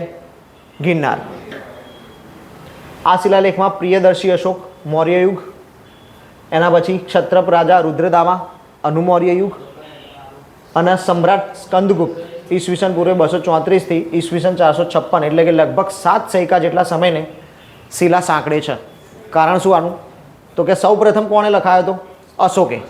એના પછી આયા રુદ્રદામા. રુદ્રદામાએ બી લખાયું કે અશોક લખાઈને કે તો હું શું કામ ના લખાવું? એ ભાઈએ લખાયું કે આ બે રાજાએ લખાયું તો હું શું કામ બાકી રહી જાઉં? પથ્થર પૂરો ભરી નાખ્યો. પથ્થરની એક સાઈડ બાકી ના રહી જાય, ત્રણે બાજુ ભરેલી હોવી જોઈએ. આ શિલાલેખ સૌપ્રથમ. અને આ શિલાલેખની વસ્તુ એવી છે તમે વિચારો કે જે તે સમયના શિલાલેખ છે અને તમે હાલ જો જુનાગઢમાં એ શિલાલેખના જોવા જશો ને તો ખુલ્લો જ પડ્યો છે. ઉપર કોઈ પેકિંગ નહીં, કશું જ નહીં. હા, અત્યારે હાલ બહુ કહેવાય ને કે લેટેસ્ટ થયા ને એટલે બેરિકેડ મારી દીધું છે કે હવે કોઈ એને અડી નહીં શકતું. બાકી લોકોએ ત્યાં જઈને પેલા તીરના અને દિલના નિશાનો મારી દીધા હતા. બરાબર. એટલે આવી બી હાલત છે. પબ્લિક ક્યાંય સીધી રહેતી નથી. ચલો, 3 રાજા હતા. પહેલો હતો અશોક, બીજો હતો રુદ્રદામા અને ત્રીજો હતો સ્કંદગુપ્ત. ફરીથી પહેલો, બીજો રુદ્રદામા અને ત્રીજો સ્કંદગુપ્ત. સૌપ્રથમ કર્નલ ટોડે આ શિલાલેખના શોધ્યો હતો. કર્નલ ટોડ હતા. એમને કીધું કે આવું જે તે સમયે કોઈક લખાઈને ગયું છે કંઈક. પછી શોધખોળ થઈને પછી ખબર પડી કે આ અશોકે લખ્યું, આ રુદ્રદામાએ લખ્યું, આ સ્કંદગુપ્તે લખ્યું. કોણે ઉકેલ્યો? લખ્યું શું છે એ કોણે વાંચ્યું? જેમ્સ પ્રિન્સેસે. કંઈક લખેલું છે એવું કોણ શોધી લાવ્યું? Colonel Tod. શું લખ્યું છે એવું કોણે શોધ્યું? જેમ્સ પ્રિન્સેસે. પછી પાછા આપણા ભારતીય વ્યક્તિ આવ્યા ભગવાનલાલ ઇન્દ્રજી કે આ ભાઈએ કીધું કે આવું લખેલું છે, પણ મને એવું નહીં લાગતું, મને તો એવું લાગે કે આવું લખેલું છે. બરાબર. એટલે એમને શું કર્યું? આ ભાઈએ જે કીધું કે આવું લખેલું છે એમાં સુધારા વધારા કર્યા. 3 નામ આપણે યાદ રાખવાના. પહેલું આવે કર્નલ ટોડ. એને શું કર્યું? શોધ કરી. બીજું જેમ્સ પ્રિન્સેપ્સ, મતલબ કે એમને જે લખેલું હતું એને ઉકેલ્યું. અને ત્રીજા આવે ભગવાનલાલ ઇન્દ્રજી. એમને શું કર્યું? લખાણના શુદ્ધ ભાષામાં ઉકેલીને આપ્યું. આ શિલાલેખ બ્રાહ્મી લિપિ અને પાલી ભાષામાં લખાયેલ છે. લિપિ અને ભાષા હિસ્ટ્રીની અંદર ક્લિયર કરાયું છે કે બાકી છે? કરાયું હિસ્ટ્રીની અંદર. લિપિ કોને કહેવાય? બસ. તો ચલો, તો લિપિ કઈ છે? બ્રાહ્મી. અને ભાષા કઈ છે? પાલી. ગિરનાર પર્વતની ટૂંકની વાત કરીએ તો ઊંચાઈ પ્રમાણે ઉતરતા ક્રમમાં ટૂંકો કઈ છે? સૌથી ઉપર કઈ આવે? ગોરખનાથ. ગોરખનાથથી નીચે અંબાજી. અંબાજીથી નીચે ગૌમુખ. ગૌમુખથી નીચે અને છેલ્લે માળી પરબ. આપણે કીધું બહેનોની ક્યાં સુધી જાય? માળી પરબ સુધી. ભાઈઓ ક્યાં સુધી જાય? અંબાજી શિખર સુધી. લગભગ હવે ગિરનાર આપણો પૂરો થઈ ગયો છે અહીંયા. ગીરની ટેકરીઓ. ચલો, આપણે સૌરાષ્ટ્રનું થોડું જ છે. હવે ગીરની ટેકરીઓ શેત્રુંજય પર્વતને એટલું જ હશે તો આપણે જોઈ લઈએ. લોડ નહીં પડતો ને તો જોઈએ ને. દક્ષિણ ધાર આપણે આમ બી નેક્સ્ટ ટાઈમ જ રાખશું. ગીરની ટેકરીઓ. ગિરનારની ટેકરીઓની દક્ષિણે જતી ટેકરીઓની હારમાળામાં પૂર્વ તરફ અમરેલી જિલ્લાના મેદાન સુધી વિસ્તાર પામેલી છે. જેને ગીરની ટેકરીઓ કહેવામાં આવે છે. ગીરની ટેકરીઓ તમારે એટલું જ યાદ રાખવાનું કે જુનાગઢ, ગીર સોમનાથના અમરેલી ગીરની ટેકરીઓ આવેલી છે. આ આખું વાંચેલું નહીં યાદ રહે તો ચાલશે. 3 અલગ અલગ જિલ્લા, જુનાગઢ, ગીર સોમનાથના અમરેલી. ગીરની ટેકરીઓમાં સૌથી ઊંચી ટેકરી કઈ છે? સરકલા. સૌથી ઊંચી ટેકરી કઈ? રિપીટ કરવાનું ચાલુ કરીએ. કચ્છની ઉત્તરધારની સૌથી ઊંચી કઈ? કાળો ડુંગર. મધ્યધાર, દક્ષિણ ધાર, પછી આ હતા માંડવની ટેકરીઓ. માંડવની ટેકરીમાં સૌથી ઊંચું બરડો ડુંગરમાં સૌથી ઊંચું આબપરા. પછી આપણે આવ્યા ગિરનારમાં. ગિરનારમાં સૌથી ઊંચું ગોરખનાથ. અને એના પછી આપણે અહીંયા આવ્યા ગીરમાં. ગીરની ટેકરીમાં સૌથી ઊંચું સરકલા. આ ટેકરીઓમાં અન્ય ટેકરીઓ કનારા, સાસણ, નંદીવેલ, તુલસીશ્યામ વગેરે આવેલી છે. આપણે દેશ ગીર જંગલોથી છવાયેલો ભાગ છે, જેનો કેટલોક ભાગ સિંહના અભયારણ્ય તરીકે અનામત રાખવામાં આવેલો છે. હાલ આપણે જોઈએ છીએ કે એનું અભયારણ્ય બી છે, એનું નેશનલ પાર્ક પણ છે. ગીર નેશનલ પાર્ક પણ છે ને ગીર અભયારણ્ય પણ છે. નાના ગીરની ટેકરીઓની વાત કરીએ. આ ગીરની ટેકરીઓ આપણે 3 ભાગ જોઈ લીધા. પહેલાં ગીરની ટેકરીઓ ક્યાંથી ક્યાં સુધી? તો જુનાગઢ, ગીર સોમનાથના અમરેલી આખો વિસ્તાર આવ્યો ગીરની ટેકરીઓનો. એની અંદર પાછી નાની ટેકરીઓ એટલે કે નાના ગીરની ટેકરીઓ. ગીરની ટેકરીઓની પૂર્વે અમરેલી જિલ્લાના મેદાન સુધીનો ભાગ નાના ગીર તરીકે ઓળખાય છે. મોટા ભાગે ક્યાં આવેલી છે? ગીર સોમનાથ અને અમરેલીમાં. મોટા ભાગે અમરેલી છે. નાના ગીરની ટેકરીઓનું સૌથી ઊંચું શિખર કયું? મોરધાર નહીં, આગળ વાંધો નહીં, જોઈ લઈએ. આમાં મોરધારનો ડુંગર આવેલો છે ખાલી, બાકી નાનું ગીર નહીં પૂછાય. ગીરની ટેકરીઓ જ પૂછાશે. ગીરની ટેકરીઓમાં સૌથી ઊંચું કયું જોયું? સરકલા. સરકલા હતું, બસ એ જ યાદ રાખજો. મોરધારના ડુંગરો ખાલી આવેલા છે એટલું યાદ રાખજો. ગીરની ટેકરીઓમાં ઊંચું ના યાદ રાખતા. મોરધારના ડુંગર ક્યાં આવેલા છે? ગીરની ટેકરીઓમાં. છૂટાછવાયા ડુંગર રૂપે ઉત્તર પૂર્વ તરફ જતી એ હારમાળા શેત્રુંજી નદીને પાર કરીને આ બધું ખાલી લખાણ આપ્યું છે તમને. શેત્રુંજી ડુંગરના લોન્ચનો ડુંગર આગળ આપણે જોઈ લીધો. હા, એમાં જોઈએ ઇન્ડિવિજ્યુઅલ એમાં બરાબર. શેત્રુંજી ડુંગર, આ ડુંગર ભાવનગર જિલ્લાના પાલીતાણામાં આવેલો છે. સૌથી વધુ મંદિરો કેટલા? શેત્રુંજય નદીના તટ પર આવેલો આ ડુંગર જૈનોના યાત્રાધામ તરીકે જાણીતો છે. અહીં 863 જૈન દેરાસર આવેલા છે. લખ્યું છે 863, ત્યાં લખ્યું હતું 866, પણ સૌથી વધુ કહી દો પાલીતાણા. જૈન ધર્મના આદ્ય સ્થાપક ઋષભદેવનું પ્રથમ મંદિર છે. આ બી ચાલી ગયું હશે. જૈન ધર્મની સ્થાપના કોણે કરી? ઋષભદેવ. એમના સ્થાનક તરીકે આવેલું છે. નાગાર્જુન દ્વારા એનું નિર્માણ કરાયેલું છે. કોણે નિર્માણ કરી આપી? નાગાર્જુન. કઈ વિદ્યાપીઠના પ્રાધ્યાપક હતા? નાગાર્જુન છે એ કઈ વિદ્યાપીઠના પ્રાધ્યાપક હતા? તો નાલંદા વિદ્યાપીઠ માટે જાણીતા છે. નાલંદા વિદ્યાપીઠની અંદર હતા.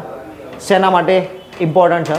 તો પારો, મર્ક્યુરી, એની ભસ્મ કરીને ઔષધ તરીકે વાપરવાની જે સલાહ હતી એમને આપી હતી. એમને યુઝ બતાવ્યો તો રસાયણશાસ્ત્રી હતા મોટા, અને એમને યુઝ બતાવ્યો હતો કે ભાઈ જે પારો છે, મર્ક્યુરી છે, એના ભસ્મ બનાવી દઈએ અને એ ભસ્મને આપણે ઔષધ તરીકે વાપરી શકીએ છીએ. વર્ષ 2010માં પાવક વનની સ્થાપના કરવામાં આવી છે. સાંસ્કૃતિક વન આવશે આપણે આગળ. બધા અલગ અલગ સાંસ્કૃતિક વનની સ્થાપના થાય છે. દર વર્ષે એક સાંસ્કૃતિક વન ઉમેરવામાં આવે છે. એ પૈકી આપણે વર્ષ 2010ની અંદર એક વન એટલે કે પાવક વનની સ્થાપના કરેલી હતી. કઈ જગ્યાએ? શેત્રુંજય, ભાવનગર જિલ્લો, પાલીતાણા. ક્લિયર? કયું વન આવશે? પાવક વન. કયા વર્ષે? 2010માં. આ વનો સ્થાપવાની શરૂઆત જે તે સમયે જ્યારે નરેન્દ્ર મોદી સાહેબ ગુજરાતના સીએમ હતા ત્યારથી થયેલી છે. શેત્રુંજયની દક્ષિણે સાહેબને કોણ દરવાજો વાંકી દે? ખાલી કહી દો ને, ધ્યાન દોર દો ને કે સાહેબ દરવાજો ક્લોઝ કરી દો ને.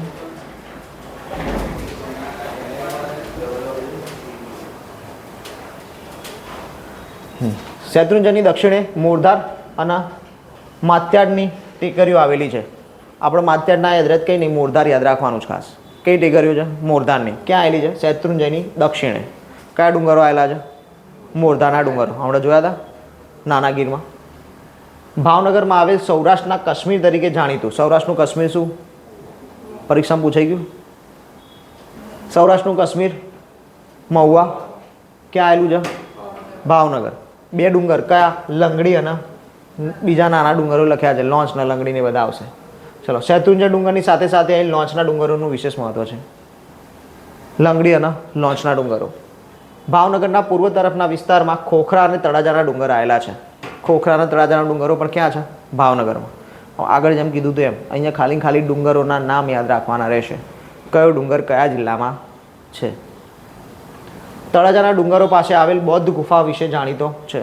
તળાજાની બૌદ્ધ ગુફાઓ છે એ જે જૈન ધર્મ અને બૌદ્ધ ધર્મ તમારે ચાલશે. જૈન ધર્મ આઈ થિંક પૂરો થઈ ગયો, બૌદ્ધ ધર્મ ચાલતો હશે, તો બૌદ્ધ ધર્મ ચાલશે એની અંદર આ ગુફાઓ તમને બતાવશે મેડમ. બરાબર, તળાજાની બૌદ્ધ ગુફાઓ આવેલી છે. હવે વાત આવશે નેક્સ્ટ તળ ગુજરાતનો ડુંગરાળ પ્રદેશ, એ આપણે નેક્સ્ટ લેક્ચરમાં જોઈશું. બરાબર છે. અત્યારે હાલ આપણે ફરીથી જે ઇમ્પોર્ટન્ટ ક્વેશ્ચન છે પરીક્ષામાં પૂછાયેલા છે બધા અત્યારે હાલ ફરીથી જોઈશું. બરાબર છે. સ્ટાર્ટ ક્વિક રિવિઝન કરીએ. બરાબર છે. પહેલું, હિમાલય પર્વત કઈ પર્વતમાળામાં આવે? કયા પ્રકારનો પર્વત કહેવાય? ઘેડ પર્વત. અરવલ્લી, સાતપુડા, ખંડ પર્વત. અને વિંધ્યાચલ, અવશિષ્ટ પર્વત, શેષ પર્વત. બરાબર, આટલા પર્વત આપણે ખાસ ઇમ્પોર્ટન્ટ યાદ રાખ્યા હતા. એના પછી આપણે ધીમે ધીમે ડુંગરાળની અંદર આવ્યા. પહેલાં જોયું કચ્છ, કચ્છની અંદર જોયું ઉત્તરધાર. ઉત્તરધારનો સૌથી ઊંચો ડુંગર કાળો ડુંગર. બીજું મધ્યધાર, મધ્યધારનો સૌથી ઊંચો ડુંગર. ત્રીજું દક્ષિણધાર, દક્ષિણધારનો સૌથી ઊંચો ડુંગર નનામો. આ 3 ધાર પૂરી કરી. એના પછી આપણે આવ્યા હતા સૌરાષ્ટ્રમાં. સૌરાષ્ટ્રની અંદર 2 ભાગ હતા, ઉત્તર અને દક્ષિણ. પહેલાં જોયું ઉત્તર. ઉત્તરની અંદર 2 વસ્તુ જોઈ હતી, એક માંડવ અને એક બરડો. માંડવની ટેકરીનું સૌથી ઊંચું શિખર ચોટીલા અને બરડોનું સૌથી ઊંચું શિખર આભપરા. ત્યાર પછી આપણે આવ્યા હતા દક્ષિણમાં. દક્ષિણની અંદર આપણે જોયું હતું ગીરની ટેકરીઓ. ગીરની ટેકરીનું સૌથી ઊંચું શિખર સરકલા. ગીરની ટેકરીઓનું ઊંચું શિખર કહે તો સરકલા. અને ગિરનારનું સૌથી ઊંચું શિખર કહે તો ગોરખનાથ. ક્લિયર. પછી આપણે જઈશું તળ ગુજરાતમાં નેક્સ્ટ ટાઈમથી. આ વચ્ચે આપણે જોયું સૌથી વધુ મંદિરો ક્યાં આવેલા છે? પાલીતાણા. શેત્રુંજય પર્વત. જિલ્લો કહેતો ભાવનગર. ધાર અલગ અલગ જોઈ હતી ક્યાંથી ક્યાં સુધી. બરાબર છે. તો એની વાત કરીએ તો સૌરાષ્ટ્રમાં જોઈએ આપણે પહેલાં તો. સૌરાષ્ટ્રની અંદર ઉત્તરની ધાર ક્યાંથી ક્યાં સુધી હતી? તો આ બાજુ જામનગરથી લઈને આ બાજુ ભાવનગર સુધી. જો અંદરના નામ હું અત્યારે હાલ કહું છું. આપણે અહીંયા લખ્યું ત્યારે તો નામ લખ્યા હતા ને ક્યાંથી ક્યાં સુધી છે. અત્યારે હાલ મેં નામ કીધા. આપણે આ જ વસ્તુ કરવાની. પહેલાં જ્યારે સ્ટાર્ટિંગ કરતા હોય ને ત્યારે નામ યાદ ના રહે તો લોડ નહીં રાખવાનો. ત્યારે ખાલી જગ્યા યાદ રાખી લેવાની ક્યાંથી ક્યાં સુધી રહી છે. હું એટલા માટે તમને એ રીતે જ સમજાવું છું. આપણે હાલ એવું જ યાદ રાખવાનું કે જામનગરથી આમ ફરીને જવાનું. ક્યાં જવાનું? ભાવનગરમાં જવાનું. બસ.